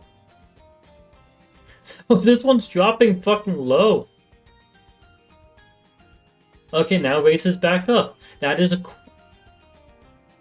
cool version now. It went from cute derpy apple to a clown to a kind of geometrical crocodile that's celebrating Day of the Dead. That is a fucking roller coaster. That one's a fucking roller coaster. Up, down, up.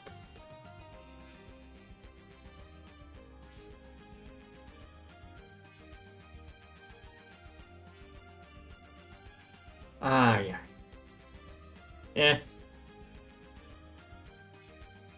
I don't know why, but something about this one sickens me.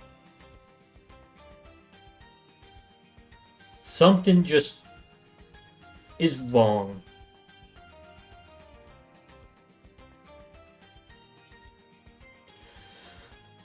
Ugh. No.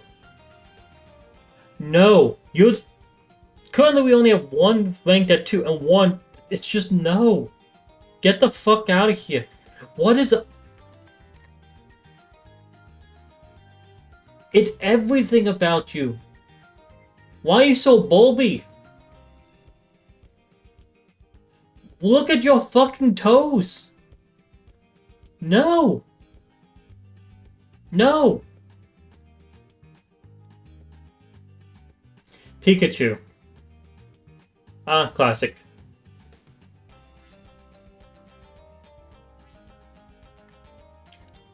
Eevee, honestly, I like Eevee more. Awesome Pokemon can evolve into all these different ones. You get a 10. Espeon. Or Espeon. Espeon. Honestly, drop it down a bit. One of my least favorite evolutions. That's quite a bit of a drop. Umbreon, I like a bit better. Mega Venusaur. So Venusaur, but stronger. Honestly, the design is about the same level as well.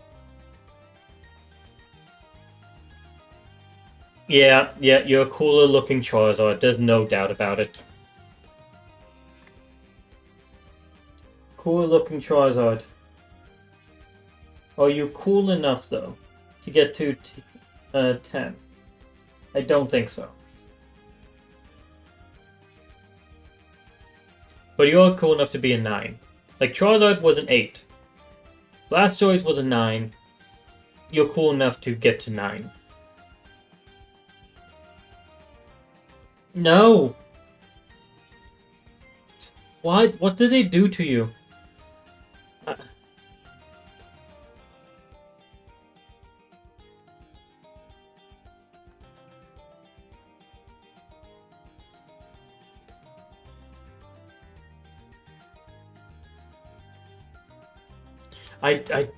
No. They fucked some of those up. Honestly, Blaziken, they've improved him. Blaziken is up here purely based off of a little bit on looks and a lot of it of how much I love using Blaziken in Gen 3. And now we have Blaziken, but looking better.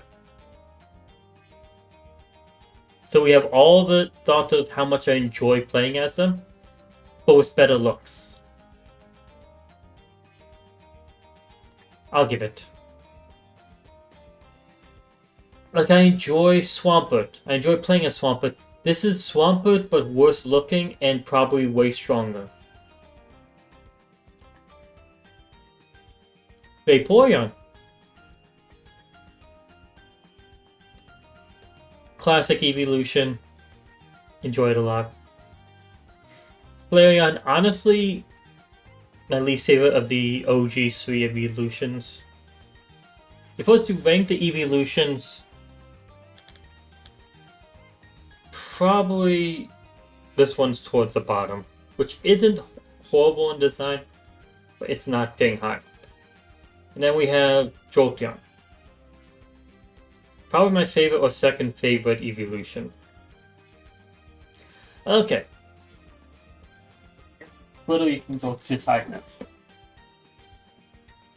That's my ranking of all Pokemon starters based off of a mixture of just their appearance, their typing, how they play in game, how they are in the anime, just all that combined. I have 5 tier 10s, or 10 out of 10s. Squirtle, just amazing. Totodile, amazing and derpy. Infernape, amazing, especially when it comes to playing in-game. Eevee, just too fucking cute. And then it has all the evolution possible. It's 10 out of 10. And Blaziken Mega Form, it's just Blaziken with a better look. Total results, none of them have been rated 10 out of 10. Wow.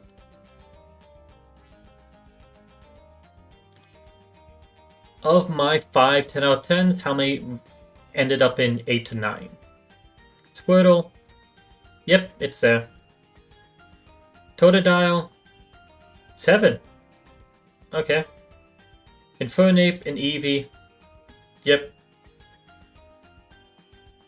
Can see the Eevee, see the Infernape, and then okay. So 4 out of my 5 tier 10s are in 8 to 9 range, and then 1 is in the 7s. None are down here.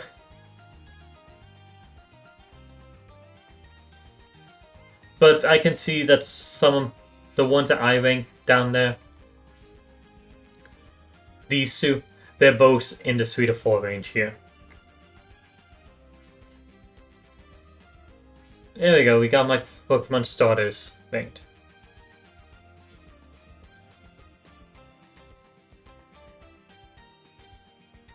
Let's see, we have 3 more that we can go through.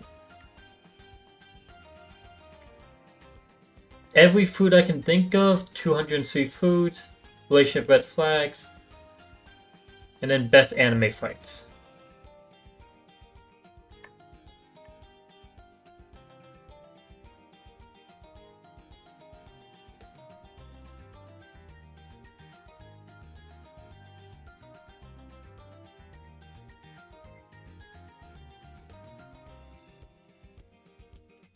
Let's do the food one first.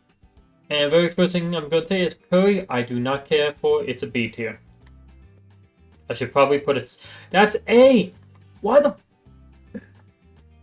I thought S, A, B. No, there's a fucking double S. This is fucking A tier. This is my entire list is already ruined. There we go. This gone. That list is gone. The very fact that my first pick is in the wrong tier. I was saying B, that I was like, probably should put it C tier actually. And then I put it A tier. Okay.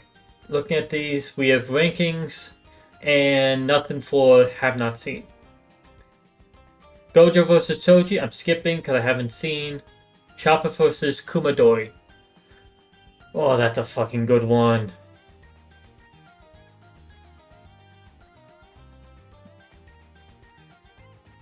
Honestly, B+. Luffy vs. Bluno.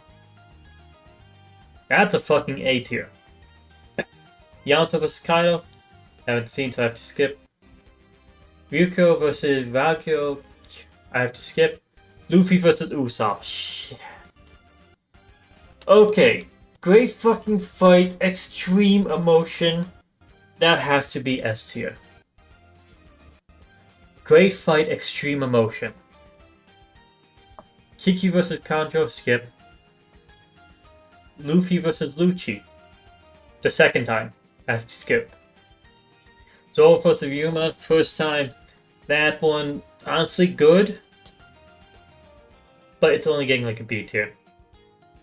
Sanji vs. Jabra.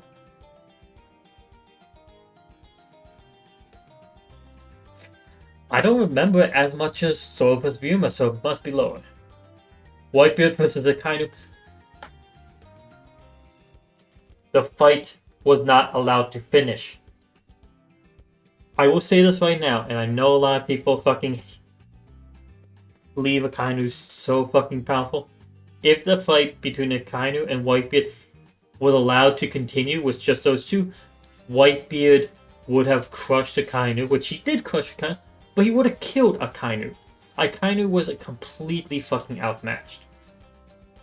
But because this fight ended so short, way too early, I have to put it lower.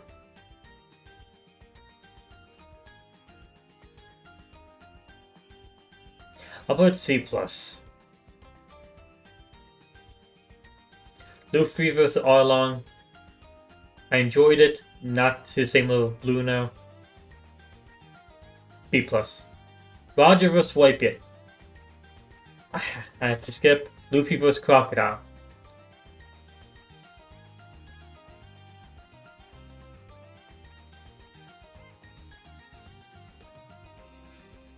A tier. Luffy vs. Katakuri.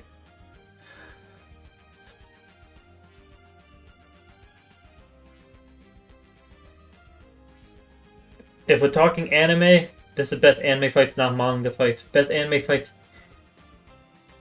Pacing. I'm gonna skip it because of pacing. Luffy vs. Doflamingo. Skipping because of pacing. Ichigo versus Byakuya. Honestly, that was a fucking good fight. But it ain't Ichigo's best fight. It is a B+. Ichigo versus Yukiya. That is a fucking A+. That is fucking good. I love that. Luffy vs Kaido. I've seen parts of it. I can't really say much. I have to skip this one. Ichigo vs Aizen.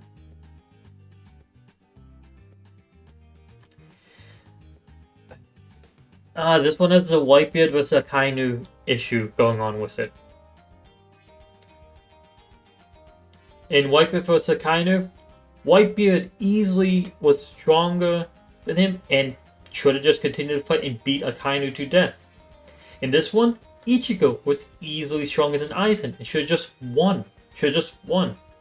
But instead, they're like, hey, we want plot to happen in this exact way, so even though Ichigo is completely stronger than Aizen every fucking way at this point, that he's literally no diffing Aizen, it's like, we need Ichigo to lose his powers.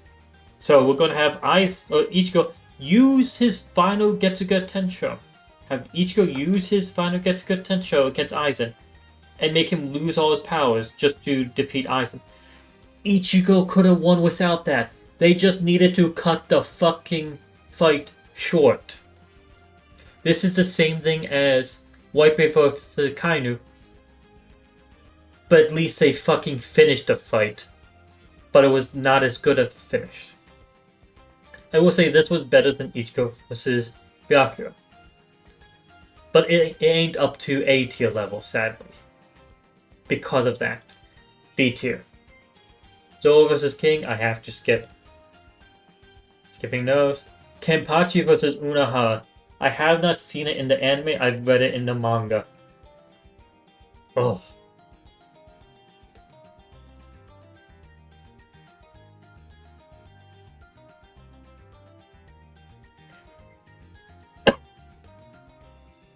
That's A tier.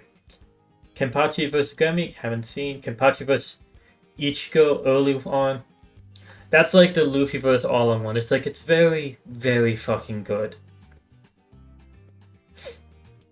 I just realized all the ones with Luffy start with Luffy. Because they're the main character. Then all these ones was... There always was the good guy or the main character being the one is leading it. But then we get to Kenpachi vs Ichigo, and it's like, yeah, Kenpachi's the main character for this fight, not you, Ichigo. This one's also an A tier. I remember this fight, I think.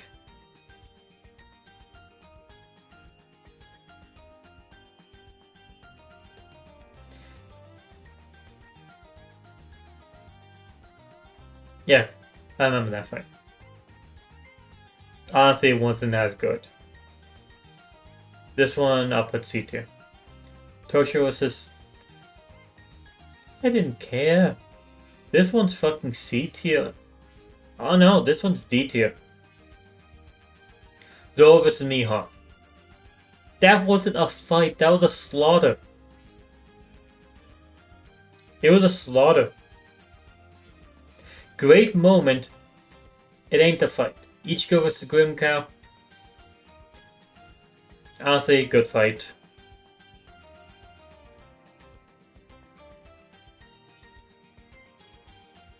But not good enough. I'm skipping this one because I do not remember the fight. Ishida versus Kotsuchi.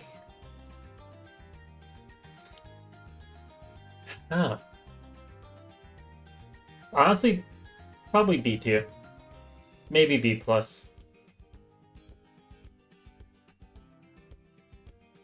It was a bit better than the Zoro vs Ryuma, so I'll go B+. Ichigo vs Renji. B+. Yampa vs Yhwach. I know that the two ways people pronounce it is Yhwach, Or the people that try pronounce like that. And then there's someone that says yappak or yikabak or something like that. No, I'm not going to try it. I'm going with yuhabak.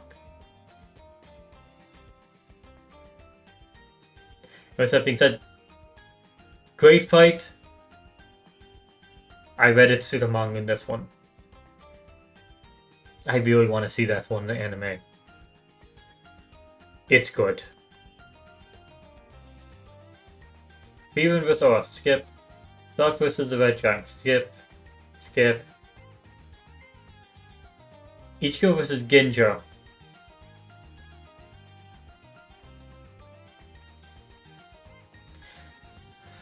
Ah, the disappointment.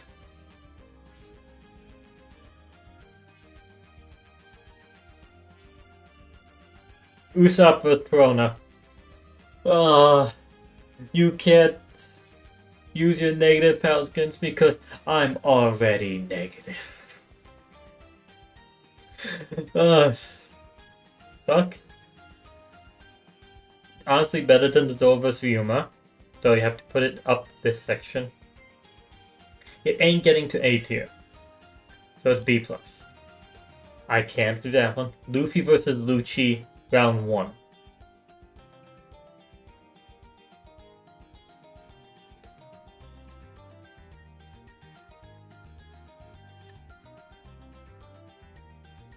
This is 100 best anime fights, and so far it has just been Bleach, One Piece, and Frieren. Bleach, One Piece, and Frieren. That's what it's been this entire fucking time. I'm hoping this changes up a decent amount. Luffy vs. Lucci. The fight had more emotion than the Blue Note fight, but was less quality in fight than the Blue Note fight in my eyes. But I have to give it A tier. Luffy vs. Nell was just funny.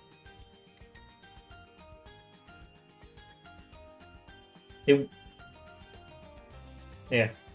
Megumi vs. Special Grade, skip. Johto vs. Dio. I've only gotten to parts 1 and part 2. I stopped on part 3 because I was watching with my roommate. And they decided, hey, you said you're not going to be here for this exact day. Well, we're going to continue watching without you. You don't mind, do you? I'm like, yes, I do mind. I want to continue watching with you. Can you wait 15 minutes? I will be there in 15 minutes. Nope. And they go ahead and continue watching without me. I'm like, okay. So you won't let it go back for us, go back 15 minutes? They just completely ruined my mood for watching the show. So I can't say anything about that fight.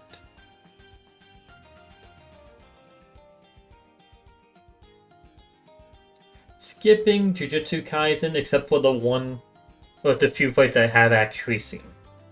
All the way through. Tanjiro versus here. Very good fight. All of Tanjiro's fights, Demon Slayer fights, are basically A tier.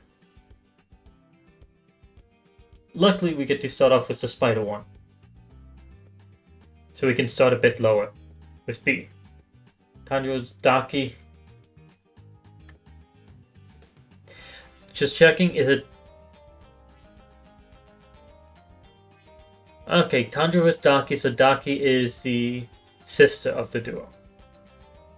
That one gets up to A tier.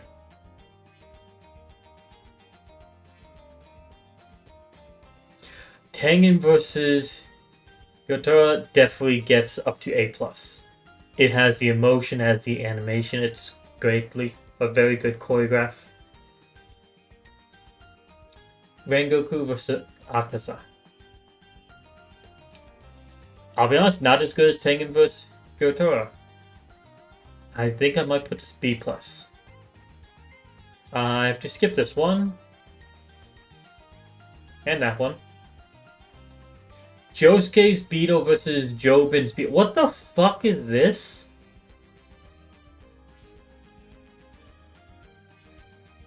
Josuke versus Wonder of You. I actually know of both these characters. I was reading this part. I did not actually get to this fight though. Johnny and Gyro versus Funny Valentine. Have to skip. Gyro versus Ringo. Have to skip. Johnny versus Alternate Diego.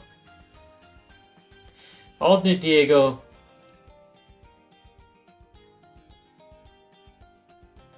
Jolene Venge versus Poochie. So now we're going to the JoJo's Bizarre Adventure section. I haven't read through or watched most of it. Johto versus Elder Darby. Okay, this one I have seen all the way through. It ain't the fight. This ain't the fight. Elder Darby just pisses his pants. And folds a straight flush.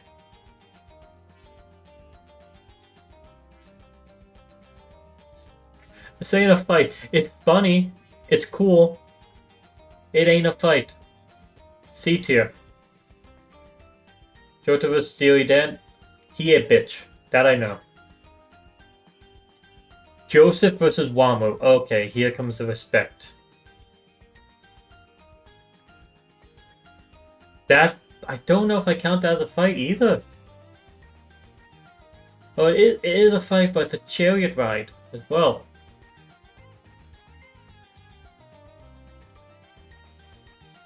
Joseph versus Cars.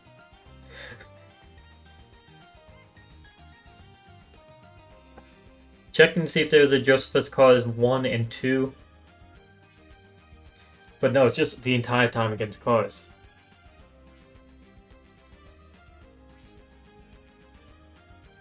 There's the Final Evolution Cars one, and then there's the Early Fight Cars one. I guess those would be B+ as well. Morio versus Yoshikage Kyo. Tanjiro, I don't need to know that. Okay, one of the few fights I can actually say for sure I've seen. Gojo versus Sukuna. And this one suffers from the same thing as Ichigo vs. Aizen and Whitebeard vs. Kainu. The story is going. The fight looks good. Seems like one person is towards gonna win. And it's like, oh, for plot reasons, we need to end it this way instead. And it just ends abruptly. Completely fucking cuts the build up for it.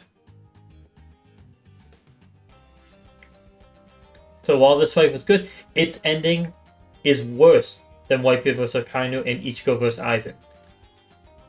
Whitebeard vs. Kainu, they're like, oh, we'll just both continue this fight later. But we showed Whitebeard was stronger. Ichigo vs. Aizen, we show that Ichigo is stronger, and then Ichigo just does bullshit to go ahead and make himself weaker, but still beats Aizen.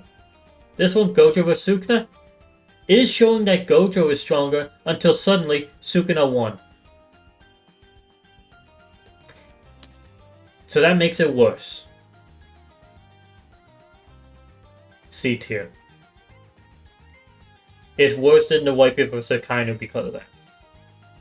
Itadori and Noba versus Death Paintings. I haven't paid attention to Sukuna vs. Gojo. I've seen that. It is good. It's cool animation. Good build up to it.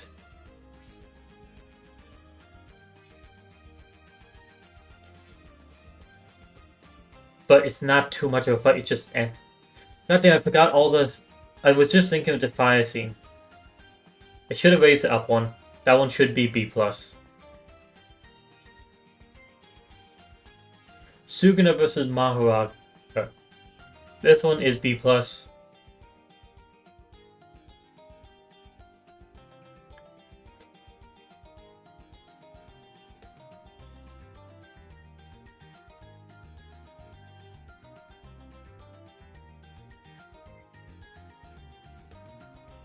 Like, I know who Zorfin is. Dorkel, which one is that one?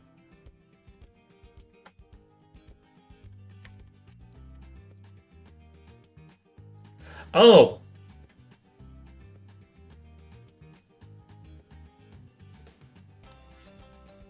That's a fucking A+ fight all the way through. Aaron versus Armor Titan. Which one? That happened so many fucking times.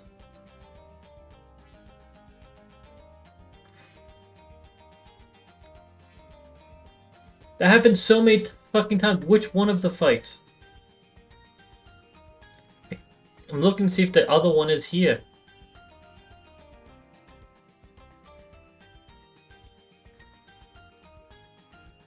I'm assuming this was the Aaron versus Armor Titan in Season 3.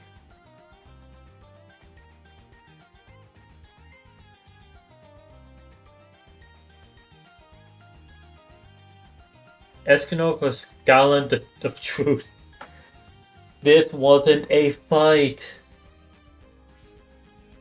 It was a small game,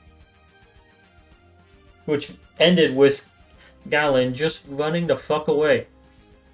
So just like this one, it's a cool moment. It's not a fight. Escanor versus Estrosa. At least this one's a fight. B tier. Scar vs. King Bradley. B+. Edward Elwood vs. Dwarf in the Flask. You mean father.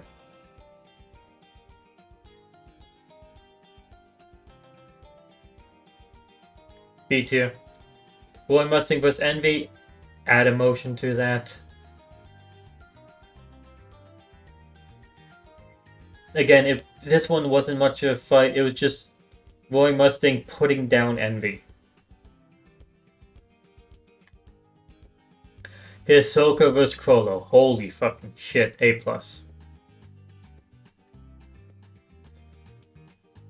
I do not have an answer for that. Killer vs. Yuppie. No. I like the moment. But sadly, this one is not a good fight. Because it lasts for legitimately 10 seconds in the in world, it's 10 seconds. No real resolution. Killer runs up to Yuppie, punches him a bunch to let out anger, and then fucking leaves. So while it looked cool, it ain't good. Gon vs. Nefpito. At least there was an exchange between both them. But this was just a put down again. At least Nefpito attacked and injured Gon. And then Gon killed Nefpito. Very cool moment. But like Roy Mustang vs. Envy, it wasn't really it was more of a fight than Roy Mustang in that. At least they actually both dealt attacks. That much I can say. Okay, A tier for emotion there. Neto vs. Meruem.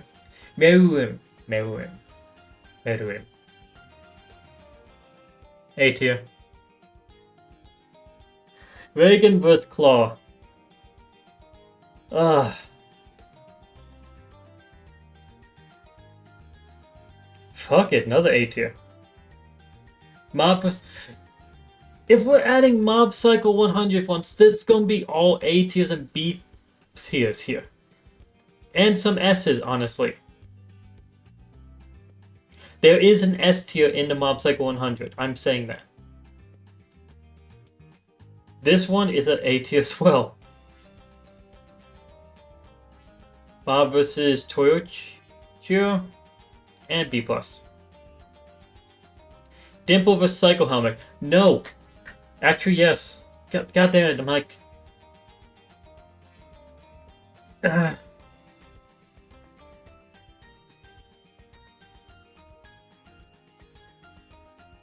Honestly, yes, this is S tier. I like how this one pops up into S tier. I'm like, no! Because my thought of it is it's Dimple versus Mob, and then it's Dimple versus Psycho Helmet. I think of those as like a continuous one. Mob versus Keiji Mogami.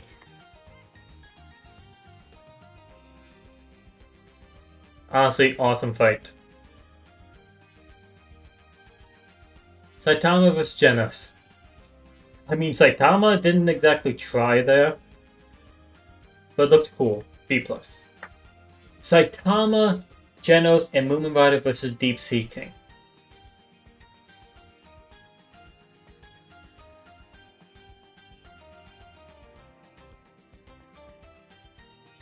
Saitama vs. Anti-Spiral. Can't judge it. Saitama vs. Boros. A+. Weather Report vs. Pucci. Jono vs. I can't judge these. Can't judge it. Can't judge it.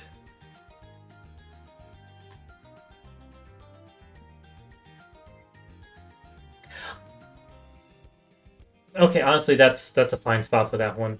I have seen. Jono vs. Diavolo. Okay. Can't judge. Can't judge. I can judge this one.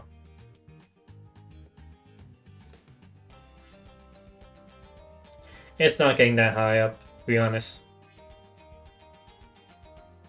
Ash has had way better fights than that. Skip that one.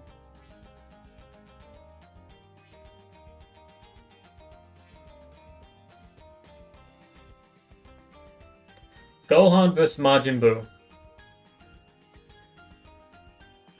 Gohan, you a fucking idiot. Goku vs. Frieza. Pacing issues beyond belief. Still better than the last one. Goku vs. Majin Vegeta. Okay, let's be honest, one of the best fights in the show.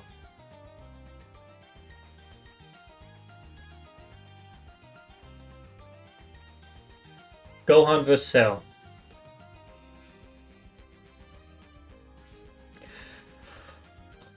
Lemillion vs. Overhaul.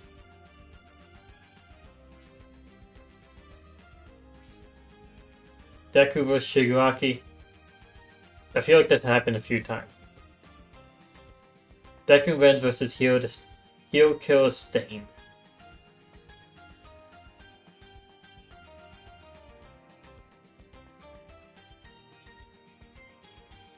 B+. I clicked on B, great. Skipping this one. Deku vs. Overhaul. I enjoyed.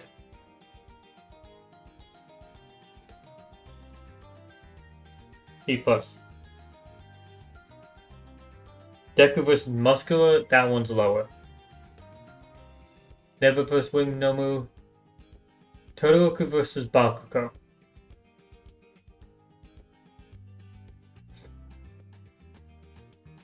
Man, Bakugo got so pissed off at this one. C+. All Might vs. All For One. That one can get A tier. All Might vs. Nomu. Lower. Poobah vs. Elder Toguro.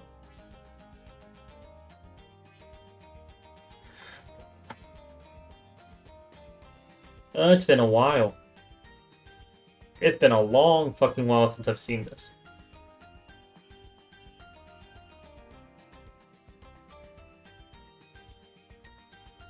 Yusuke vs. Younger Toguro. Better. Hiei vs. Buu.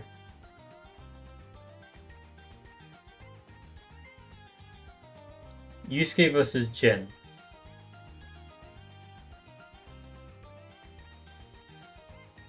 Yoko Kurama vs. Karasu. Lower. Can't judge that. Guts vs. Griffith. No. No. Straw Hats vs. Kuma.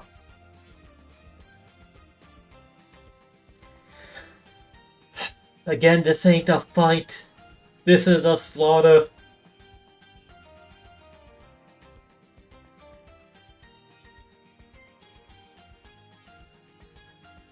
But this one, it's B plus. Crop with Ugen. Boy showed up to a fight to the death with a shovel so that he can dig the grave of his opponent.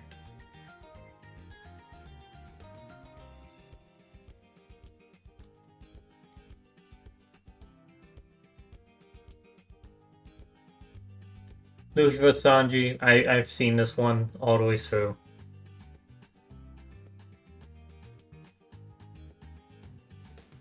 Law vs Bakugo, haven't watched. Law and Kid vs Big Mom, haven't watched. Supernova vs Yonko, Nekoma vs Mahito. Flotch vs the Paradise Alliance. Honestly, this was very fucking well animated. But at this point, Flotch, you've already fucking lost before this. But it's really fucking well animated. And he just gets fucking destroyed. Hanji vs. Rumbling Titan. You cut down a few Rumbling Titans just to distract. It was a waste. Hanji, you wasted it.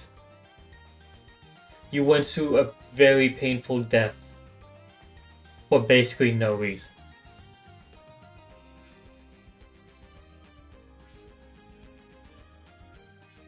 The world versus Eren Yeager.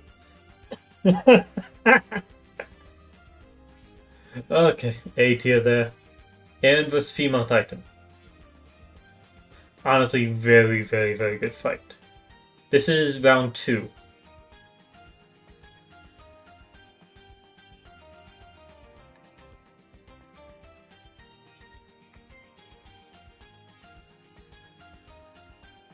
Looking at the different ones here, there's still Eren vs Female Titan, Eren vs Warhammer Titan, Levi vs Beast Titan.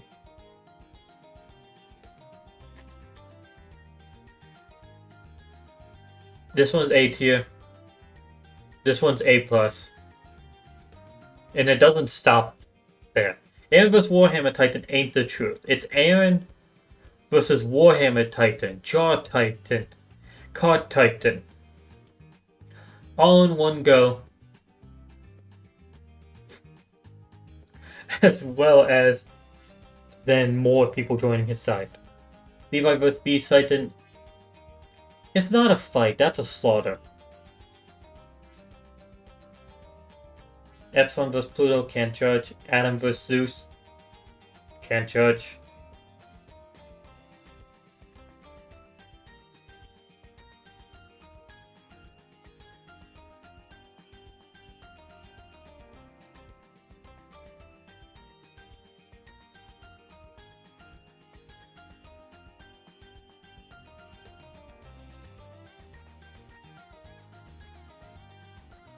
And there's a lot that you can't judge yet.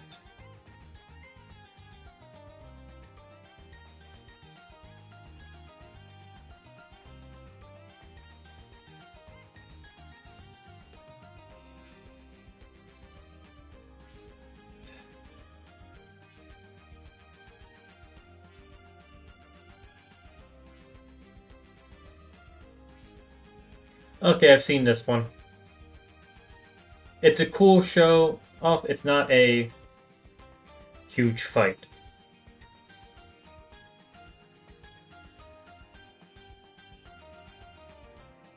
Babylona versus Tiamat. Heard of that fight?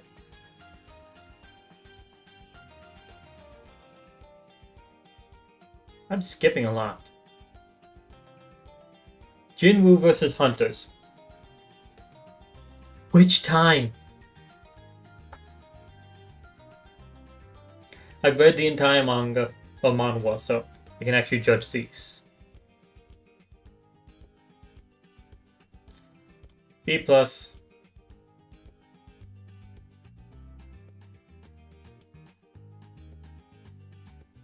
B plus. Luffy vs Bellamy. It ain't a fight! It is a single fucking punch!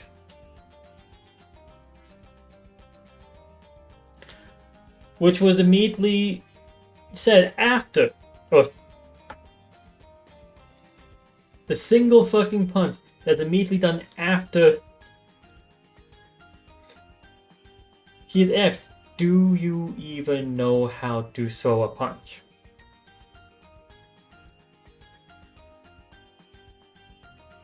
It ain't a fight, it's a slaughter. Just like this, but B+. Team 7 versus Zabuza and Haku. See, this is a full-on fight.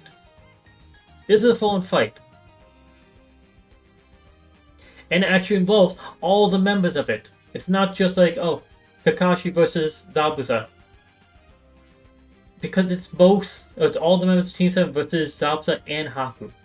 They finally got it fucking right there. A tier. My Guy vs. Madara.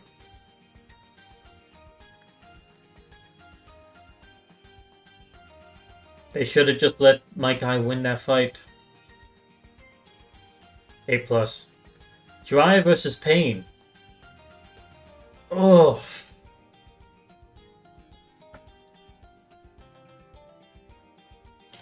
The most emotional fight in the entirety of Naruto, my eyes. A+. Naruto vs. Neji. That's an A tier. Shikamaru vs. Hidan. That wasn't a fight. Hidan was just... This is, once again, not a fight. B tier. Sakura and Churi vs. Sasori. I don't care for Sakura all that much. This was her best fight in the entire show, and I fucking loved it. It was a great fight. This was actually a great fight. I can't argue that. It's an A+. Sasuke vs. Itachi.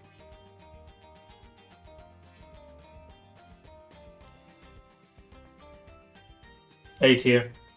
Kashi vs. Iba. I'm skipping that one. Rock Lee vs. Scar.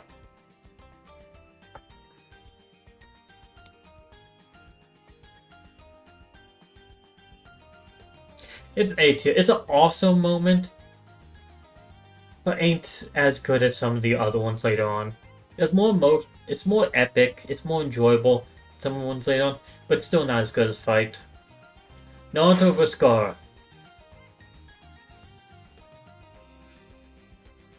A tier. Naruto vs. Pain. Very cool. B+. Naruto and Sasuke vs. Momoshiki. Skip. Obito vs. Conan. Fucking horrible. Because this is one of those ones again where it's like, hey, we see who's winning. We see who's gonna win this fight. We have the full-on fight, and then we're like, no, we need this other result to happen because of plot. End it abruptly. And they fucking flip it. So just like before, with, where is it?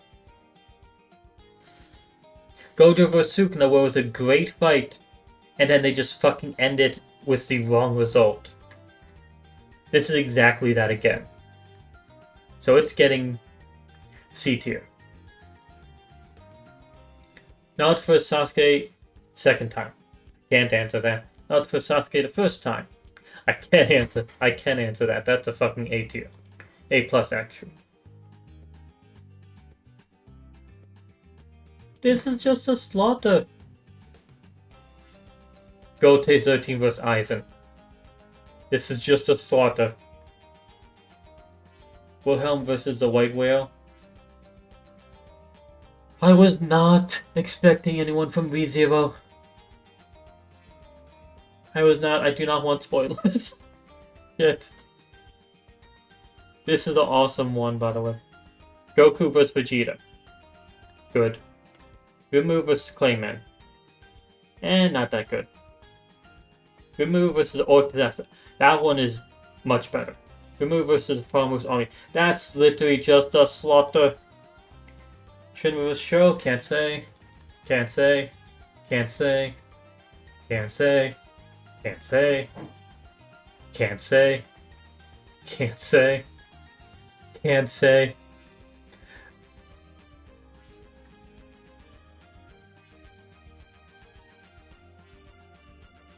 I hate this one. I'm gonna be honest, I hate this.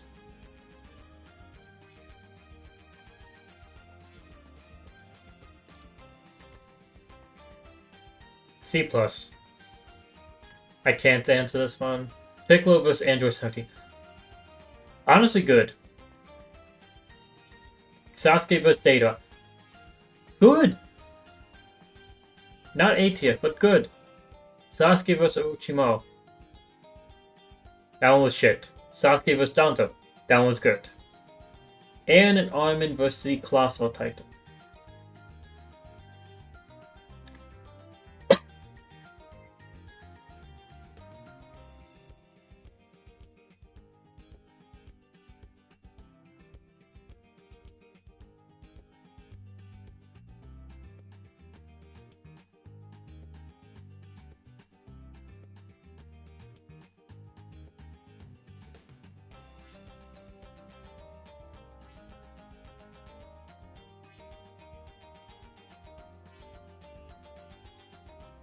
Ah.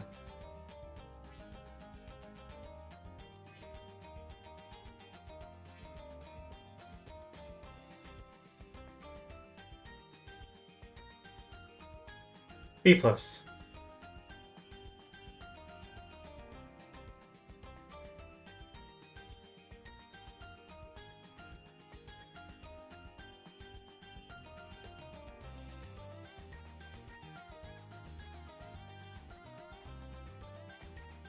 I need to actually finish Magi, the Labyrinth of Magic. I have to actually finish that at some point. I was literally reading through the last battle and I stopped there.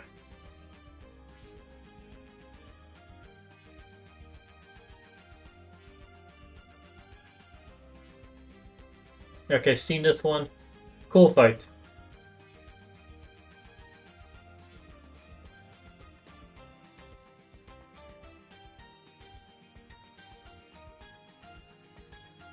I haven't seen that one from beginning to end.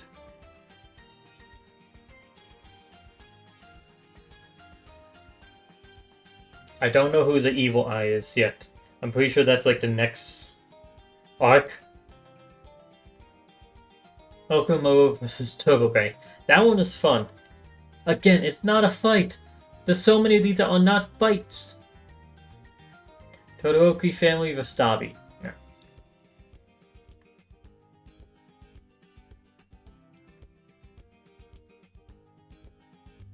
I don't remember the names of the fights I've seen in Hajime no Ippo, or rather the fights I've read.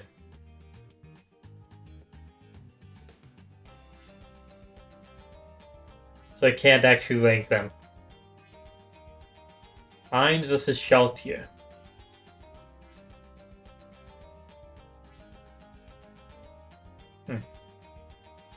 Okay, this one I do fucking remember. A.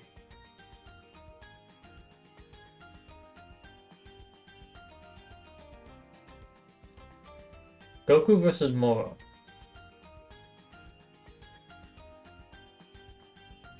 That's in the manga only.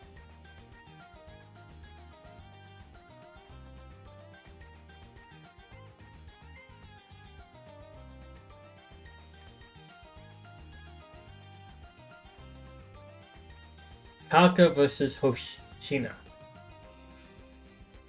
Honestly good. This was... okay. Subo, Emilia, and Reinhardt vs. Regulus.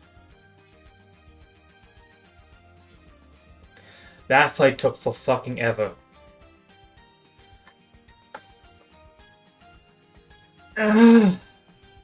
Fuck you!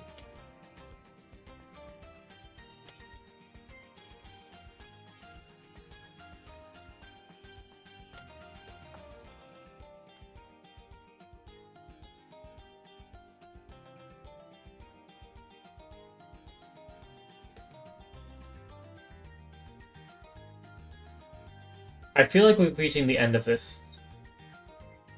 Saitama Pescaro. Okay, S tier. Ichigo vs. Yuhabak. I have not seen the ending yet. Rock Lee and Garvis Kimaro. That one is fun. Not as good as the Rock Lee vs. Gara fight.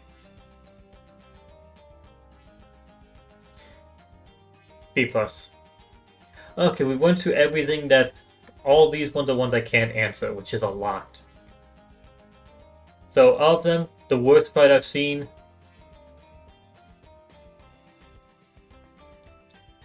Killer vs. UP, it's not a fight. It's literally just you letting out... I hate that this is the worst ranks in this. And the reason why is... Can't really tell you shit about this one. It's that forgettable. This ain't a fight. At all. No. I'm glad they didn't put Sukuna versus everyone. Which is what happens after the Gojo vs. Sukuna fight. Because that one would have ended up then on F tier. Let's see rankings. Ah, they put Gojo vs. Sukuna in A tier. Or A+.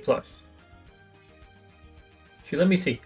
My highest ones are Luffy vs. Usopp, Dimple vs. Psycho Helmet, Saitama vs. Garl. Saitama vs. Garl got in there, okay.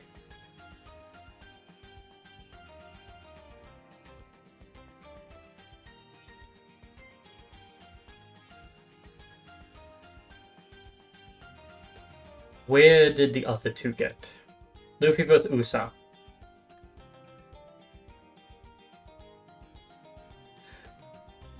B+. I can't be hating on that too much. And then we have the Mob or Psycho Helmet versus Dimple.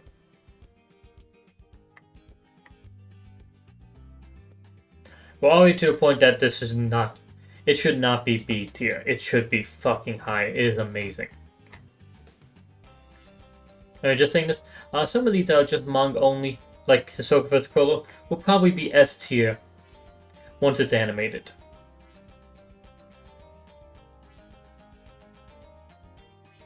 Goku vs. Frieza does not deserve to be A+. Levi vs. Beast Titan, that's not a fight. It's a slaughter.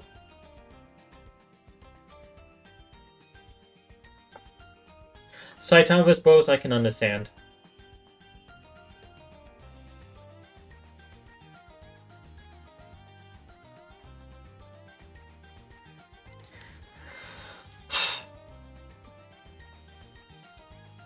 Okay, I can understand a bunch of these.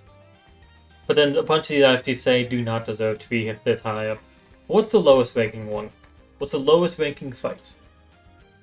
Don't know it. Don't know it. Don't know it. Don't know. What's the lowest ranking fight I do know of? Yusuke vs. Jin. Wilhelm vs. the White. How? That is fucking great.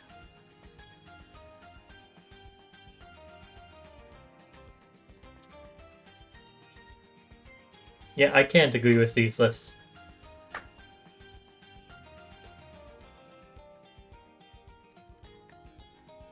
Okay, we have one final ranking to do. This will be the final one of this stream. And this one, everyone can probably understand. Relationship red flags.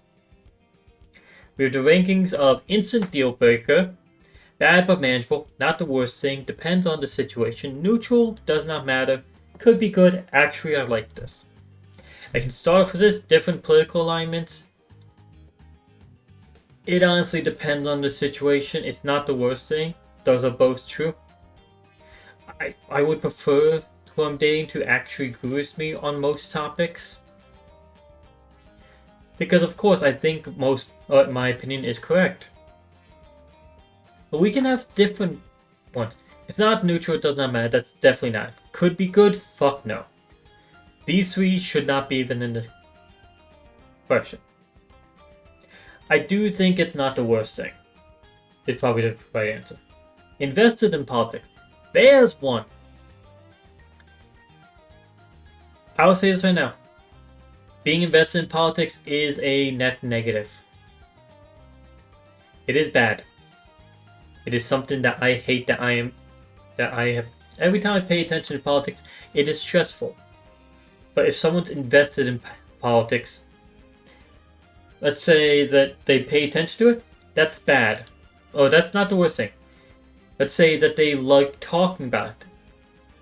That's bad but manageable. Let's say they are actively supporting someone in politics. Usually that's an instant deal breaker. Doesn't matter who. I don't care if you supported Biden, Trump, Kamala Harris, Hillary Clinton, don't care which one of those.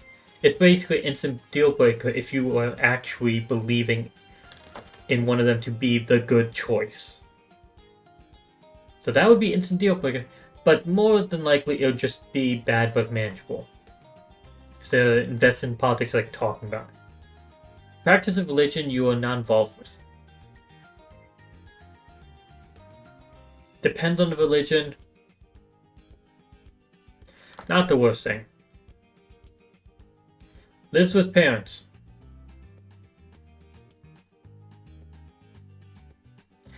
I mean, you can be in a relationship, but you better be able to. You better not be still being told what to do by your parents.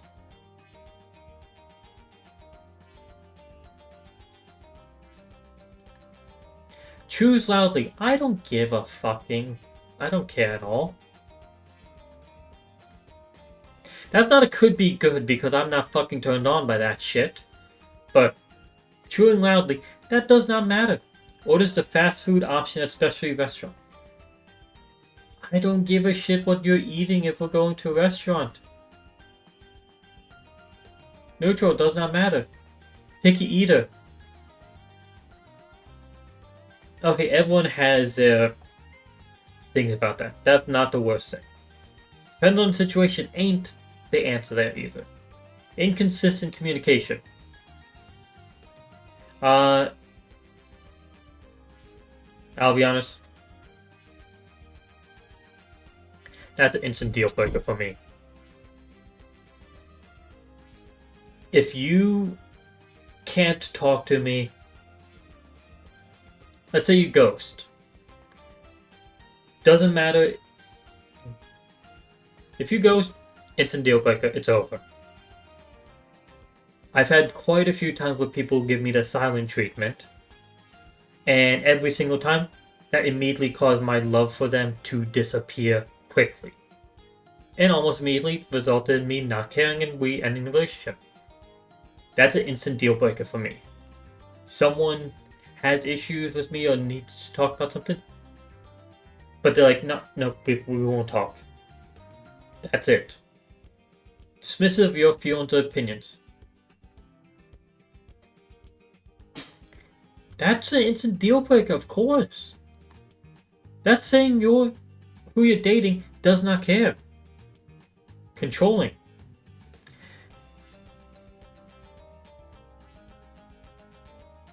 It's between instant deal breaker and bad but manageable.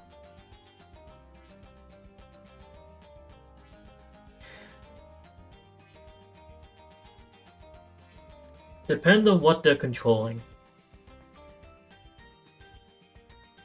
If they're being controlled of their things, that's fine. If they're being controlled of my things, that's instantly a deal breaker. Because it's my shit, not theirs.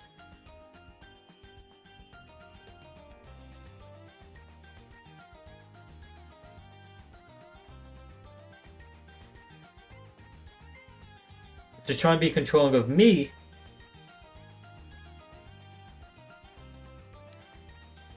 instant deal breaker. Lack of accountability. Bad. Unwilling to address or resolve conflicts. That's bad. Passive aggressive.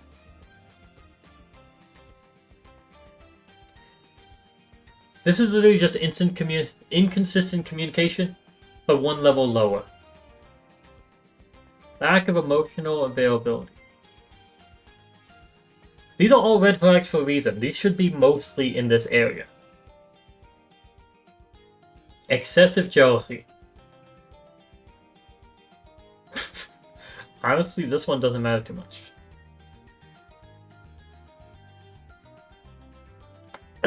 But for me, it's like, hey, you jealous of what I'm doing? Well, come on. Come and join me.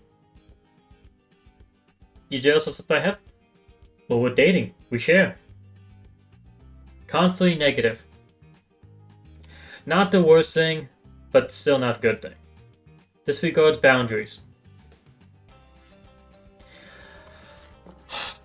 I'll say it like this. If I'm dating someone and I love someone, I'm fine with them disregarding most of my boundaries. But if it's a friend, they better fucking understand the boundaries. You can disregard any boundaries with me. And if we're dating, sure. If we're not dating, you fucking respecting those boundaries.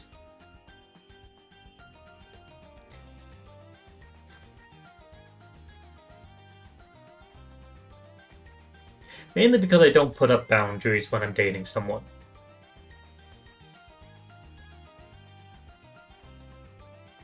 So this is with relationships though. Relationship, I don't care if they disregard my boundaries, because I don't really put them up. But depends on the situation. Doesn't have the same music taste whatsoever. That could be good. One-uppers. Oh, I put that in does not matter. Okay, well that's fine as well. Depend on the situation. Excessively compliments. I'm taking those fucking compliments. I like that. Give me more. Never compliments. Depend on the situation. I would want to get a compliment. Well, only compliments physical tributes. That could be good. I don't mind. I don't need people telling me I'm smart. I don't need people telling me I'm charismatic. Like being told, you look good. Your hair looks good today. I'm taking that. I'm not. That could be good. Constantly late. That's not the worst thing, but holy shit is that annoying. Last minute cancels. That is bad. Rude to service or retail staff.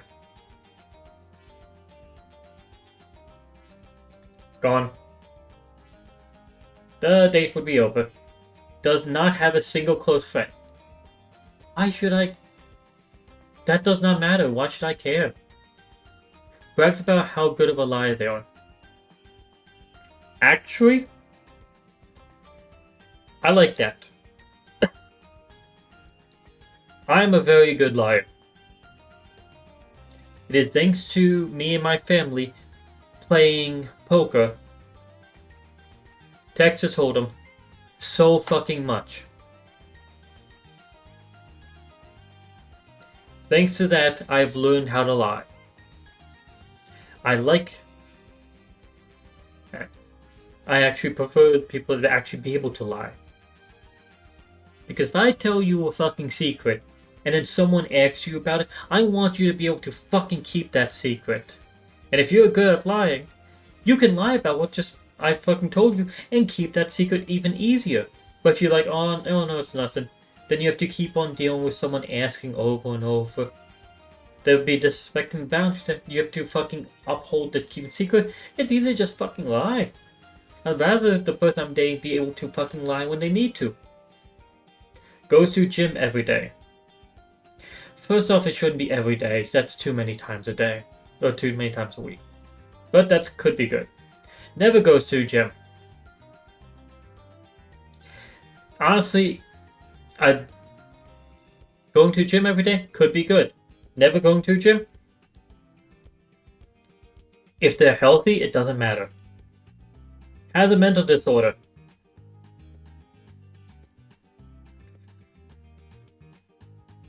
This is the same. Neurodivergent, what does that actually mean? I should look that up before I continue. I should say is, if someone has a mental disorder, I'm sorry, but we're not working out. For me, my biggest things I want when it comes to dating is I want my whoever I'm dating to be healthy. And I want myself to be healthy. Because I want to uphold, if I have a standard that I'm asking for someone to meet, I'm making sure I meet that standard as well. See, neurodivergent, what does that mean? Having a brain that forms or works differently.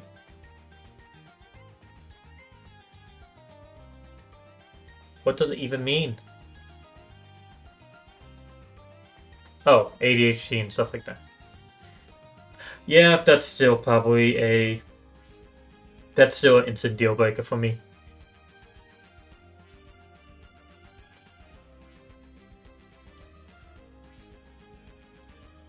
It is. But if someone has, for me, if I'm dating someone, I have standards that I need the person I'm dating to be healthy. Physically healthy, mentally healthy, socially healthy, financially healthy. I want them to be all those forms of healthy. And as such, I will uphold myself to that same standard. I need to be physically healthy, mentally healthy, socially healthy, financially healthy. Otherwise, I do not think I'm in a good enough state to actually be in a relationship because I'm not there. I'm bringing more problems than I shouldn't be bringing those problems into a relationship. Neurotypical. I like this. I want them to actually. Neurotypical being a red flag is insane. Makes plans for the future without consulting your preferences. Depends on the situation. It could be good, could be bad. Longest relationship never lasted more than a month. You could be literally their first relationship. Depends on the situation there. Multiple exes within the same year. Same thing. Depends on the situation. Never been in a relationship. That could be a good thing. That could also be a bad thing. I should have put that one in neutral. Put a lot of labels on themselves.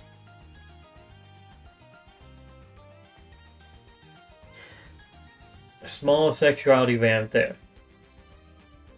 This is not me dissing anyone because of sexuality, but there's labels that I just do not understand. Because going with sexuality as an example, there are 4 main sexualities. I had to say main because there's straight. You like people with the opposite genitals. The opposite sex. There's gay. You like people of the same sex with the same genitals. There is bisexual. You like both. And then there is asexual. You like neither. That is the 4. Then there is subcategories of that. And I can understand some of the subcategories, but then there's some that's like goes way too far. There's some that goes way too far. Like I say, it's pansexual. That is a subcategory of bisexual. And yeah, makes decent amount of sense. I'm fine with that. But then there's things like there's gender fluid. I'm like, okay, I can kind of understand what that is. But then there's something that's like gender fluid plus or something like that, where they just add to. I'm like,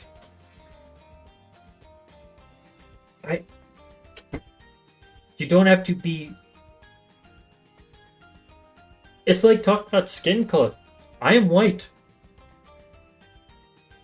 But if I got a tan tomorrow, I'm not going to say I'm a slightly tanned white person. I'm still white. I have to get very, very dark in order to go ahead and be actually tanned. But I'm still going to be white. I don't need to be like, I'm exactly this hue. So, this puts a lot of labels on themselves. Depends on how fucking specific and minute in the different the labels are. Because I'm fine with you giving yourself a lot of labels.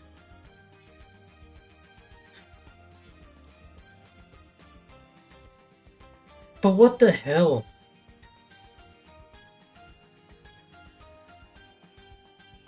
There's some that they just like, okay, I'm 1% this. If you're 1% it and 99% something else, you're just, I'm going to call it a 99. Like, no, I need to have this one unique thing that's a mixture of those two. At that 1% mixture. Okay, there's a mixture of these two. The two things that you are, that you're 99% one thing and you're 1% the other thing, there's a word for the mixture of those two. You will use that. No, that's not specific enough. I can't deal with that. That is a bit too far for me. Again, I'm fine with people giving themselves labels, but the need to be extremely different and extremely like, no. It depends on what's going on there. That's what I'm getting to. Again, that could be good. Constantly brings up an X. Bad.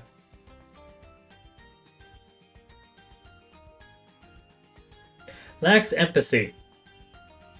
Not the worst thing. If you're constantly bringing up your ex, that means you're not over them. You're thinking about them too often. Now, if you're constantly bringing up your ex because you still see them every so often, because you actually talk to them, they still exist in your life, that is fine. That is actually fine. But if you constantly bring up your ex who does not exist in your life anymore, and you just bring up because you can't stop thinking about them, that is fucking bad. That is a near deal breaker because it means you're not over them. You're obsessed with them. Now, lacks empathy. Honestly, that can be part of depression. To be honest, depression being lacking or slow loss of feelings. You can see that happening. But then I can also see, like, lacking empathy as someone with just dark humor. Like, you see someone trip and hit their head, like, just joking. That's dark humor. But it's also lacking empathy. It's not the worst thing, but it's also not exactly good. It's a weird one. Could be a red flag, but not for me. Male is only male friends, female is only female friends. Yeah, that is bad to me.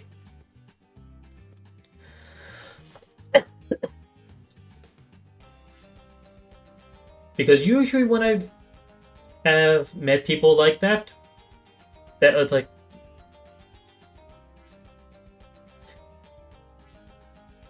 usually when I met people that like, hey, I can only be friends with people of my same gender, same sex, they also try to push that onto other people. And they think badly about other people that don't follow them. Hell, they even fucking accuse them of cheating and things like that. They're fucking untrusting. When I see it like that, I'm like, is it because if you are like, a man and woman cannot be friends? Is that because you, as that man or woman, can't think of anyone that is of the opposite sex, anything else besides sexually? That is a very bad thing to see. I do not agree with this ever. Male is only female friends, female is only male friends. This is honestly way better. This is a way better thing.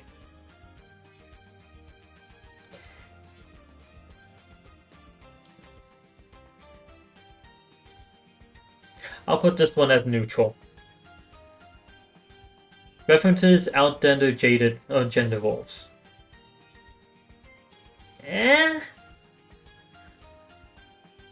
The word references is important here. Because you can reference something in a joke. And it would be a joke. So it depends on the situation. You can find the whole life on social media.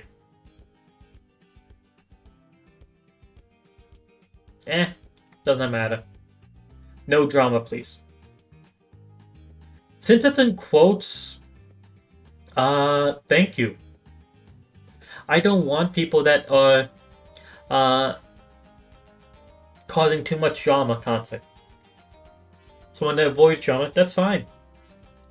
Furry, could be good, could be bad. That honestly ain't a deal breaker to me. Since I'm living in a house with a bunch of furries, to be honest. I will say though, my worst relationship was a girl that wore a dog tail or fox tail to school. Yeah, but that was more a bad thing because she had a lot of these other red flags. Not because of that. Let's see, she was controlling, dismissive of your feelings and opinions. She had inconsistent communications. She was constantly bringing up her ex. There was lack of emotional availability. She was a bad deal. So she had a lot of these. Only hobbies include a TV, video game, or computer, etc. Could be good. One word replies. I mean, if I'm asking, that could be good. Talk shit behind their friend's back. Bad but manful. You're constantly talking shit about someone, are they really your friend? Is something I have to question. And that's because I've been questioning that a lot with some of my friends. Some of my friends I haven't seen a positive in a while. I've been questioning if I'm still friends with. Like, I was friends with them, but now it's more like acquaintances at some point.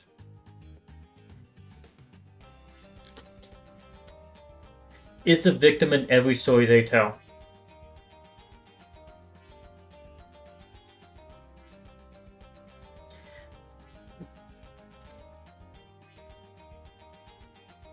So, always plays the victim is what I'm hearing in this one. And I'll be honest, yeah, that is not good. Because that means whenever they tell a story about you, or you guys get an argument whatsoever, they will be playing the victim immediately. They'll be talking bad about you to other people. They immediately are doing this, talking shit behind your back in that situation. I would avoid these. I would avoid these a lot. I think that's it. Is that instant deal breaker? That is not manageable, to be honest. That is not. They act like they're better than everyone else.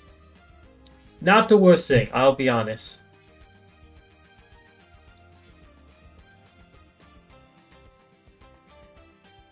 Always feel the need to prove themselves. That one could be good. Rude to parents. Depends on the situation. Some parents do not deserve respect or any polite language directed to them. Can't text and complete sentences. That's neutral, does not matter. Attention sponge. Okay, so the correct word for this is attention whore. They just need all the attention. Soak it all up.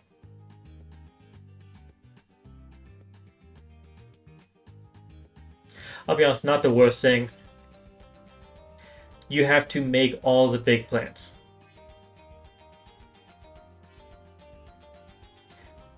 Neutral doesn't matter. They want to make all the big plans. Neutral doesn't matter. Always on their phone.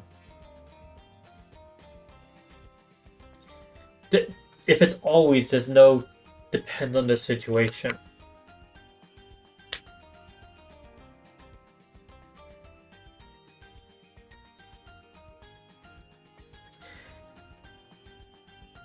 Not the worst thing. Into celebrity gossip or reality TV. That doesn't matter. Bad hygiene or does not take care of their health. I already said this. For me, sometimes looking forward or for in a partner is being healthy. They have to take care of their health. And in return, I will, if I'm in a relationship, I have to make sure I'm still healthy. That's an instant deal breaker. Not the bad hygiene part, that does not take care of the health part. Always want to eat out.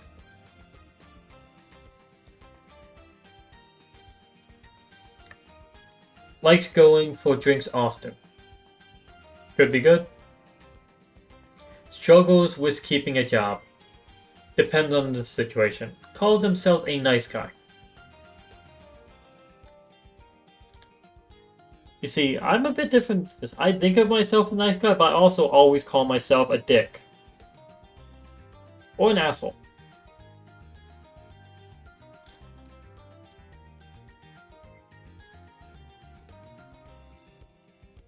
Not the worst thing. Females who affectionately refer to their friends as bitches. Good. Swears a lot. Good. I don't want the filter. He's against swearing. Depends on the situation. Like spicy food.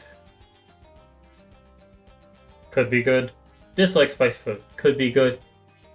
Like sweet. Could be good. Dislike sweet. Could be good. Fast food is their favorite genre of food. The issue with this is that a lot of people count a lot of things as fast food that are not fast food. This one does not matter. Does not have a degree nor working towards one. Does not matter in the slightest. Has a lot of instant deal breaker. I said healthy, including financially healthy. I am not dating anyone until I'm out of debt. And I'm not dating someone that is in debt as well. Never traveled outside their hometown. Doesn't matter much. Wants kids. Yeah, I prefer that. Does not want kids.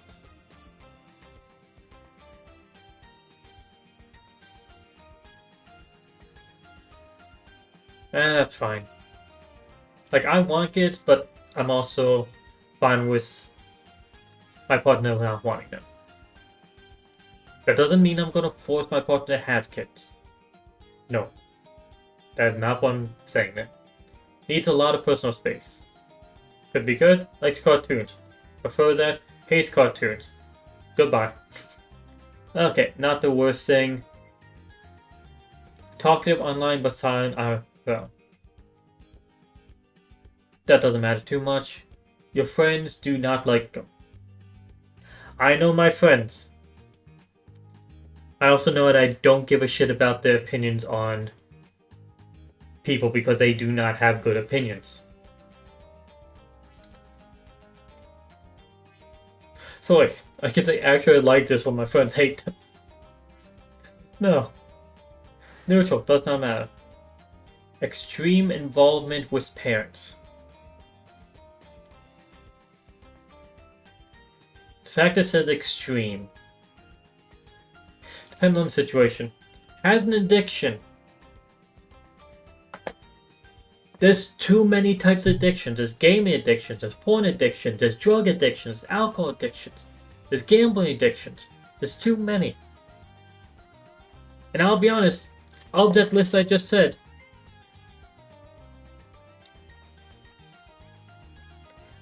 there are ones that I'm fine with. If they're addicted to drugs, I'm not up for that. Addicted to alcohol, I'm not up for that. Addicted to gambling, I am not up for that. Like, you can gamble as long as you still fucking have money. And are not fucking us over with it.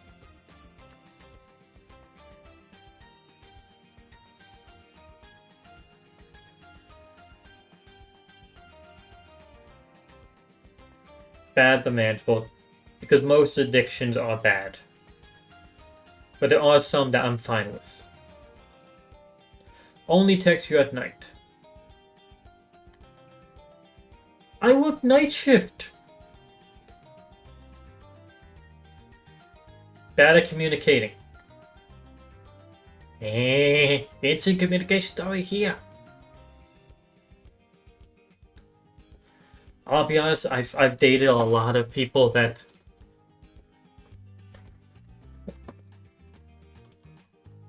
are bad at communicating. The amount of effort I had to put into those, it was draining. It was horrible. It should be a deal breaker, honestly. Describes the exes as crazy. Depends if they actually are crazy. Cheated in the past. I actually have a rule on this.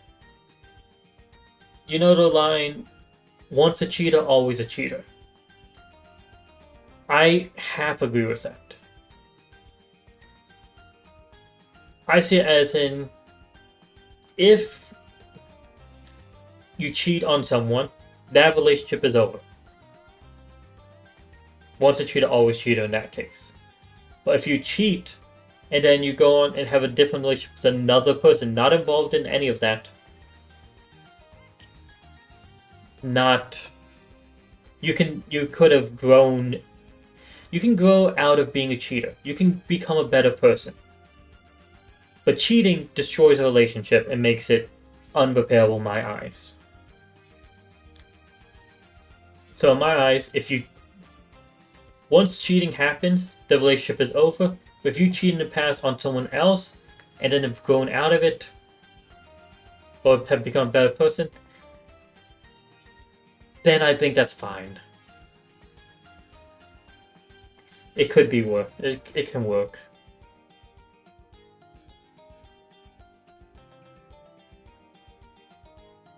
So it depends on the situation there. It's definitely not a good thing. And definitely not neutral, does not matter.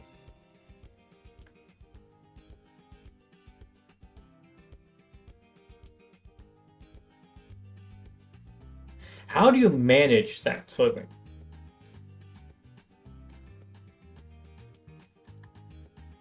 Needs to be reassured often. Neutral. Disrespects animals. I'm unsure what it means to disrespect an animal.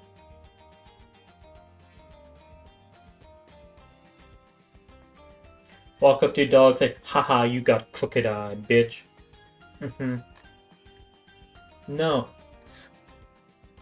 How do you disrespect animals? Like, there's animal abuse, which is far past disrespecting animals. That's an instant deal breaker. But, I mean, calling an animal a name, a bad name, bad word, insulting, that doesn't fucking matter. The animals. I don't. How many more are there? Jesus Christ. Disrespect animals. I don't get that. Depends on the situation. How the fuck are they doing that? Trust issues. Oh, I've had to deal with that.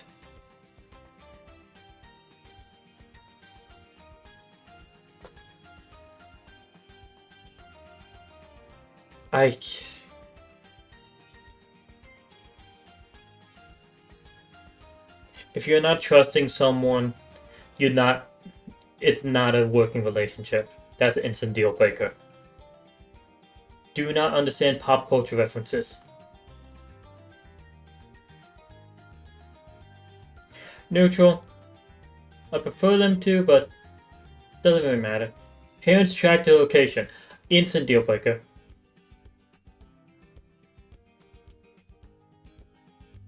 Like I said with the living with parents one. Where is that?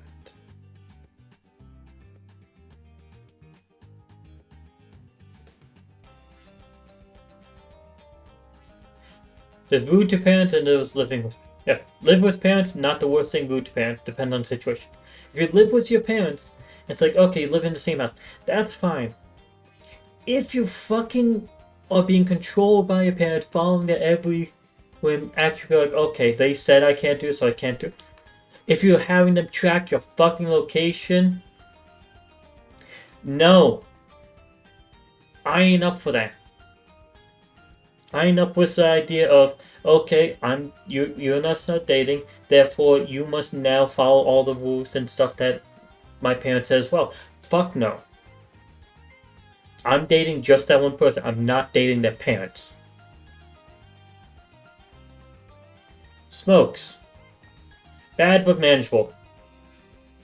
Smoking is not a good thing. Does drugs. Not the worst thing. Depends on drug. Because I don't care if someone does weed or edibles. If they smoke weed, that still lands in the bad but manageable because I don't want to deal with the smell. Depends on the situation. Depends on the drug. Bad at driving. If they're bad at driving and continue wanting to drive, yes, that is very much a negative thing. If they just want me to drive, that's fine. I try to just drive myself anyway.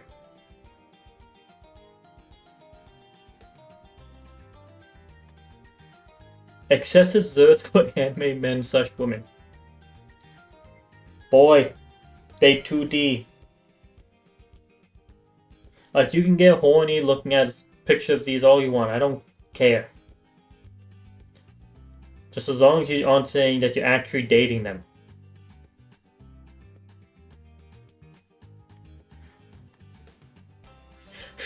Could be good. The word excessive is... Oh, I just thought the Fortnite YouTubers all are attracted to the Fortnite skin. That is where I would count excessive thirst to be.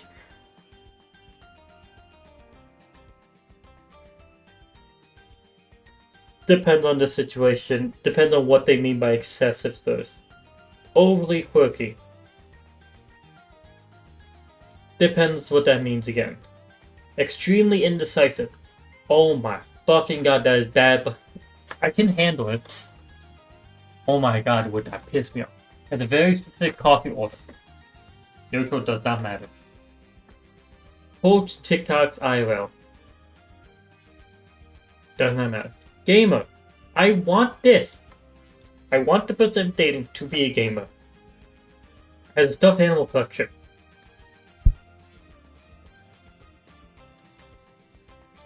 Hi. Yes, we want that. Female with masculine hobby, male with girly hobby.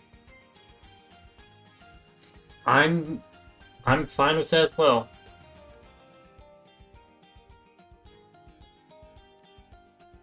Anger issues.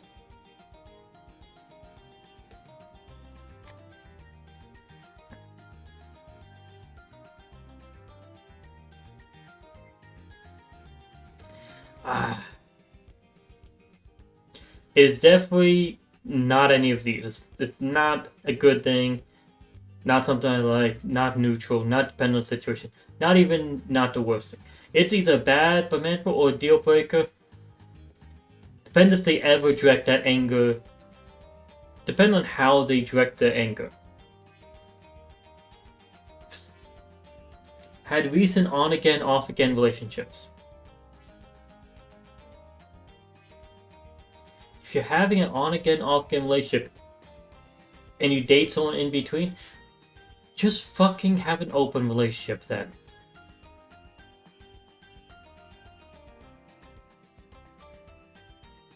Does not matter. Does not like when you are with friends.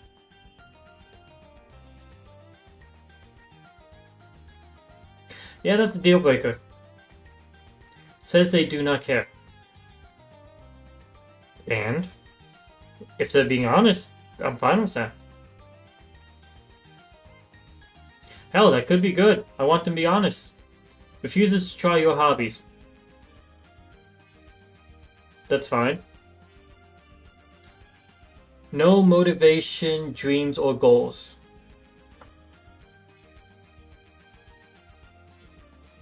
Depends on the situation there. Won't let you use their phone. I don't care. I have my phone. And I don't fucking lose my phone.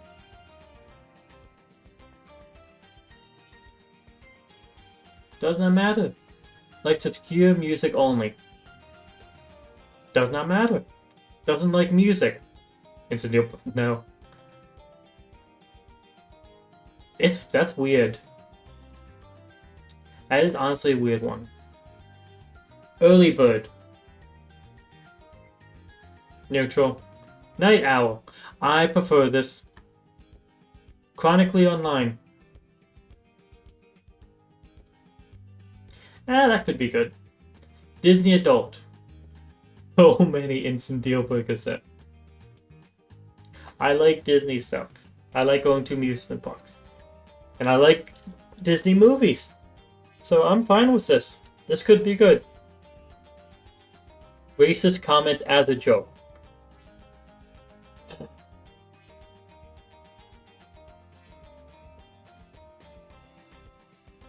Again, there is being racist, there's saying racist jokes, there's laughing at racist jokes, and then there's saying stuff that isn't racist but people take as racist.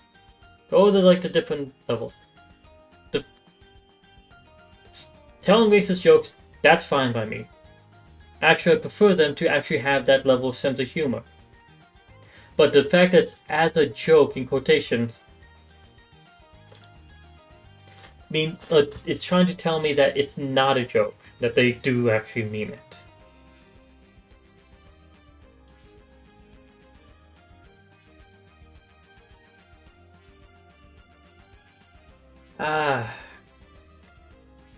Why did they put this in air quotes, or in quotes?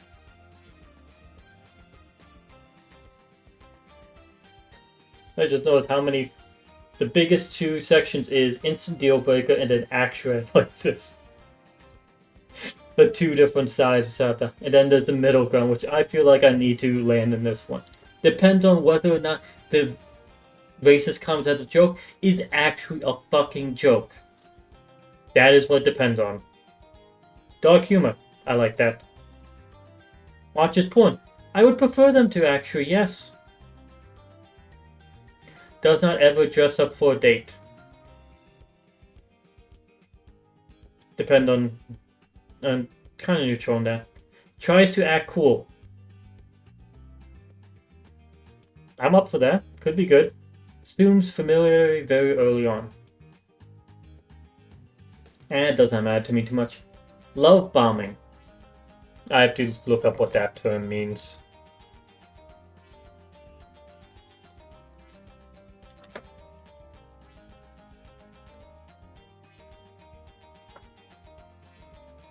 Love bombing is an attempt to influence a person by demonstrations of attention and affection. It can be used in different ways and for either positive or negative purposes.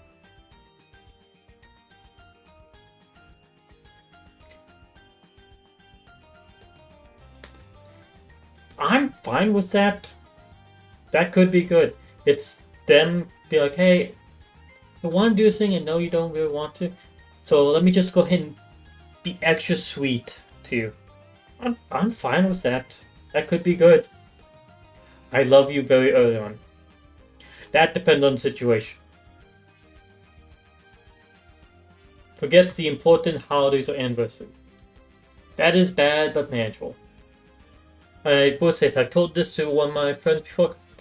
When you're in a relationship, there's I think it's like 5 dates that you have to always remember for your holidays and anniversaries. You have to always remember and be with your partner on their birthday, your birthday, Christmas, Valentine's Day, and then your anniversary. I say your anniversary as one. It's not like, hey, this is when our first date was, and then, let's say, a month later, this is when we had a first kiss, we need to celebrate that one, and this one is when we actually put a label on it. It's like, no. It's one anniversary. That has to be remembered. There's 5 dates that for a relationship you have to remember. Your birthday, But both people's birthdays, Christmas, Valentine's Day, and then the anniversary. Those are the 5 that you have to remember and actually celebrate with your partner. That's a guaranteed.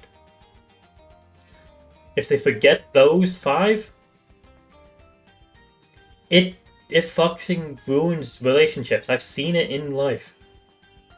I've seen someone actually miss Valentine's Day, go on a trip instead. It fucking destroyed their relationship. The relationship was already in bad place and just destroyed the rest of it. Made it that there was no chance. And I could not fucking defend them on that. It is a very bad thing to forget those 5. If you're talking about other ones, then I count that as very bad. Calls you daddy / wants to be called daddy. I have to deal with this so fucking much. So much. You have no idea how many times a day I have to say, I'm not your dad. No idea. It's bad but manageable. Believes in conspiracy theories.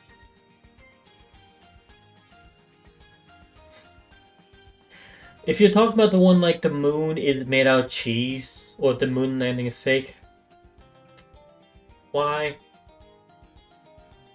Depends on whether they're even slightly believable conspiracy theories. Tries to convert your beliefs.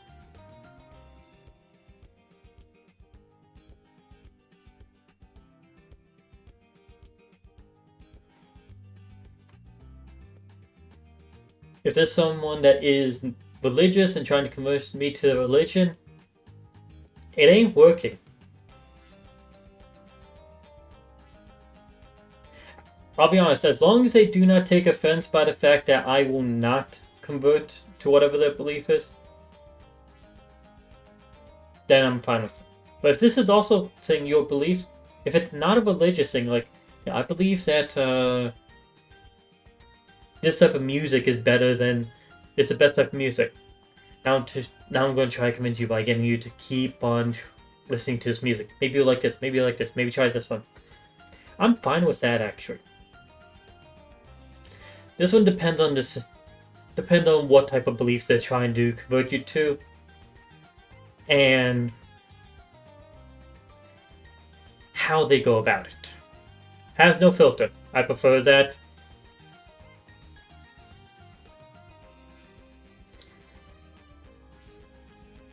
I prefer that with me. Like, hey, just fucking tell me the truth. If I look bad, tell me that. Don't fucking walk up to me like, you're looking good today. I'm like, I have dry skin on my nose and it's flaky. I do not fucking look good today. I want someone to tell me the truth. I want the honesty. Has no filter is a good thing.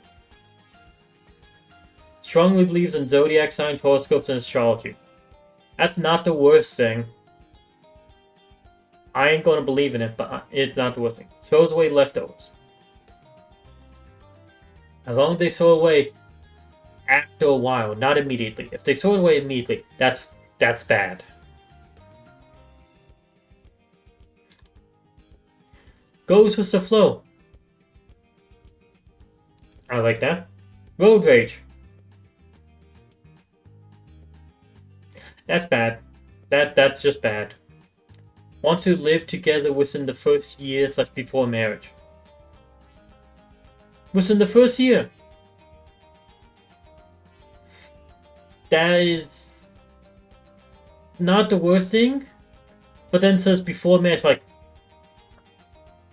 I don't care about that. Waiting until marriage, that's not.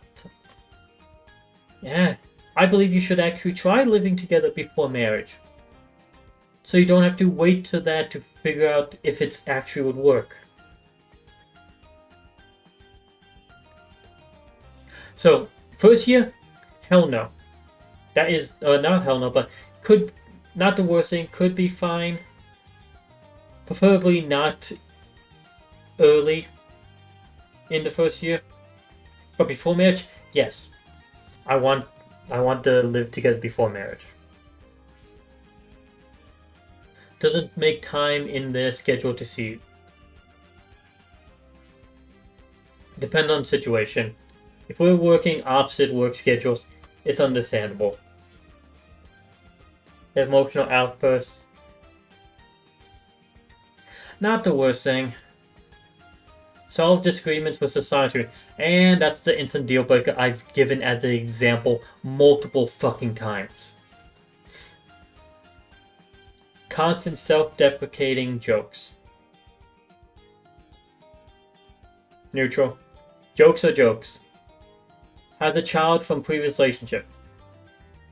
Neutral. As long as they're able to support their child and don't try to push too much responsibility onto me for it, that I'm not willing to accept. Like, if they push responsibility I'm willing to accept, that's fine. But if they try to push too much, they don't ask questions about you.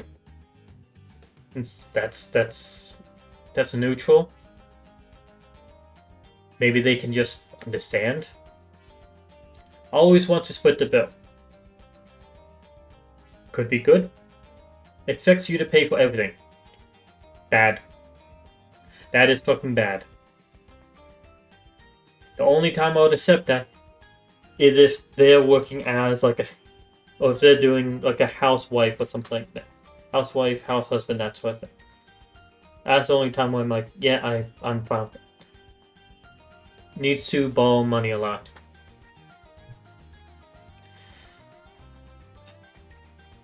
Again, the financially healthy thing is kind of important thing to me, but this isn't the same as having a lot of debt. And borrow money, I'm expecting to get paid back.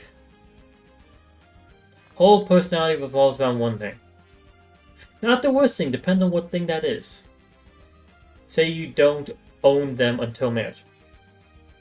I don't own them.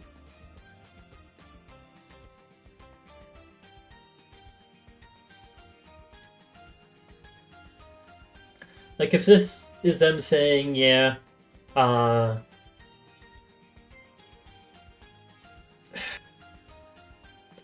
saying you don't own them until marriage, if they are saying this like, yeah, I can go ahead and fuck around whoever I want, if that's agreed upon in a relationship, I'm fine with that.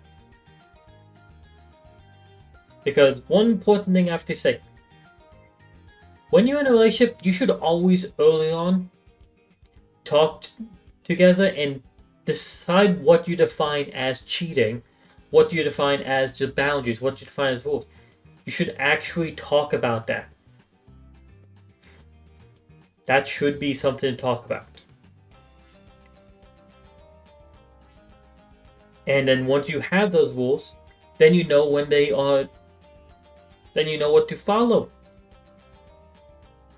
Let's say we're in a relationship and you're like, okay, I think cheating would be fucking someone else. Okay. Then you have another one that says, yeah, I think cheating would be holding hands. Like, yeah, you should talk about that first. But then if you continue with that relationship, I would say you both have to follow the rule of the holding hands one.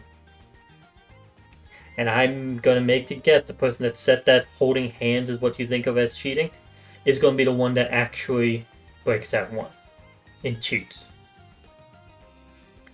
If you don't own them, say you don't own them to marriage, I don't count it as owning them. I mean, if your rules of your relationship involves that, this is just a weird one to me.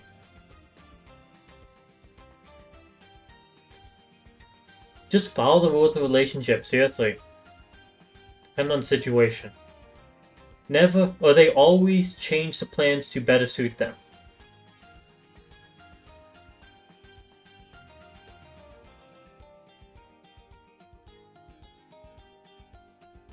That's bad. That's just bad. Let's say It's my birthday. I want to go to this one place, but it's not something they prefer. But they prefer a place somewhat similar. Like, let's say I want to go to this fancy Mexican place for dinner on my birthday, and they're like, okay, let's go to Taco Bell. I prefer that. No, no. This is plans that I made. That is about me. I don't want you changing that shit. They can't handle me at my worst, don't deserve me at my best.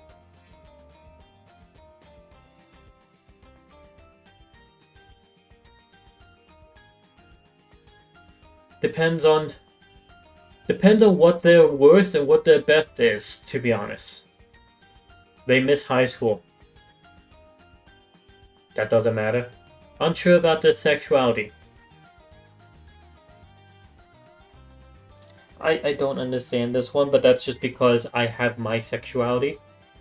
It is mine. I've never lived through someone else's. So I do not understand this one. You're unsure about your sexuality. To me, it's like, do you like dick? Do you like pussy? Do you just not like either? Do you like both? You have your answer. That is how it feels like to me. But that's because I've only experienced that.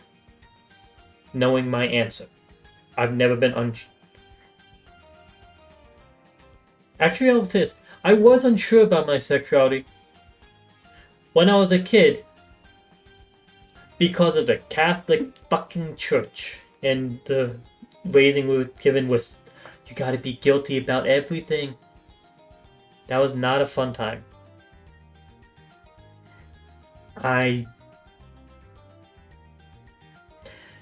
that's the one where I'm like, depended on which religion it would be if they're trying to convert me.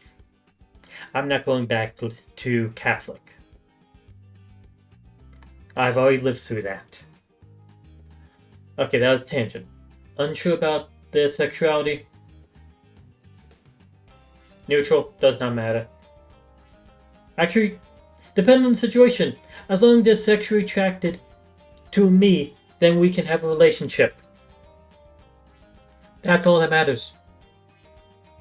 It doesn't matter to me if you're sexually attracted to random girl down the street and me, or random guy down the street and me, as long as it involves you being sexually attracted to me, because then we can still be in a fucking relationship. If you're not sexually attracted to me, it won't work out. Obviously. Constantly wants to take selfies or take photos together. Could be good. Has a lot of noticeable tattoos. Could be good. Needs the relationship to include sex. I prefer relationships to have sex. Yes. Constant, messy living space. Not the worst thing. I've lived through this pretty much my entire life. Was my mom until I moved out for college, and then with one of my roommates. Actually, multiple of my roommates. I've been living through this for a long time. I can deal with it. They don't express any issues during the relationship. Doesn't mean there's not any issues. Depends on whether there are. Have to do everything together. Depends if we like the same things. Can't hold eye contact during conversation. That's neutral. That does not matter to me. To be honest, I've learned a trick for that. I had the same issue of not being able to hold eye contact. I don't look into people's eyes anymore. I look at their forehead. It's a way to go ahead and be looking in their direction without having to look into their eyes, which move. If their eyes are moving back and forth, your eyes follow that, and then like, what the fuck are they looking at? No, it's so easy. Just look directly at the forehead. Or another feature of their face. Focus on that instead of their eyes. It becomes so much easier. It really does. Lack of social life. Not their first marriage. Depend on the situation. Treat you like the therapist. I've been dealing with this with most of my relationships I've had. It is fine. I have thought of action because of how both friends, relationships, family all treat me with this. I've thought of possibly going into psychology and becoming a therapist. This is normal for me. Not an active listener. Not the worst thing. Not exactly good. Okay. So I have a set of instant deal breakers. Which is inconsistent communication, dismissive of your feelings or opinions, controlling, rude to service or retail staff, has a mental disorder, neurodivergent, is a victim in every story they tell. Bad hygiene is not it, but does not take care of their health is it. That is the deal breaker. Has a lot of debt, trust issues, parents track their location, does not like when you are with friends, and solve disagreements with silent treatment. Those are all instant deal breakers for me. Things I like. Excessive compliments. Brags about how good of a liar they are. Neurotypical. Yes. No drama, please. Females who effectively refer to their friends as bitches. Again, I refer to my friends as bitches. Swears a lot. Wants kids. Likes cartoons. Add in likes anime. Gamer, has a stuffed animal collection, night owl, dark humor, watches porn, has no filter, goes with flow, needs a relationship to include sex. I like all these. I'm fine with those. I prefer those. These are instant deal breakers. There's a lot of instant deal breakers in here.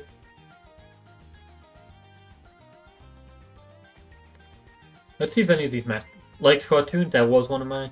Goes to gym every day. That's the... could be good. The issue is this for me was every day. 7 days a week is not healthy.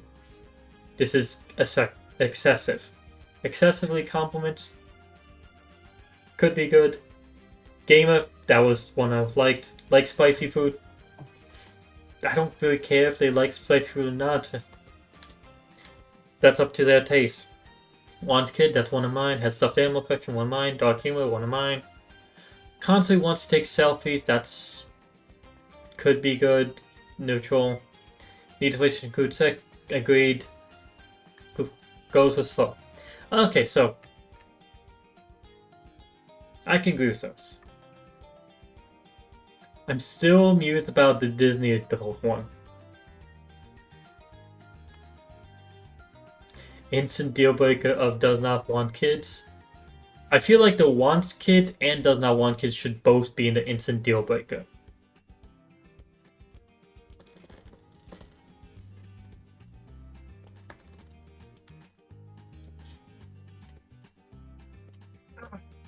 Okay. That was the last tier list we're doing today. So that's it for me today. I hope you enjoyed today's stream. To anyone that joined me for today's stream, thank you for joining and making it more interesting. To anyone watching, thanks for watching. Hope you enjoyed. And to next time, see ya.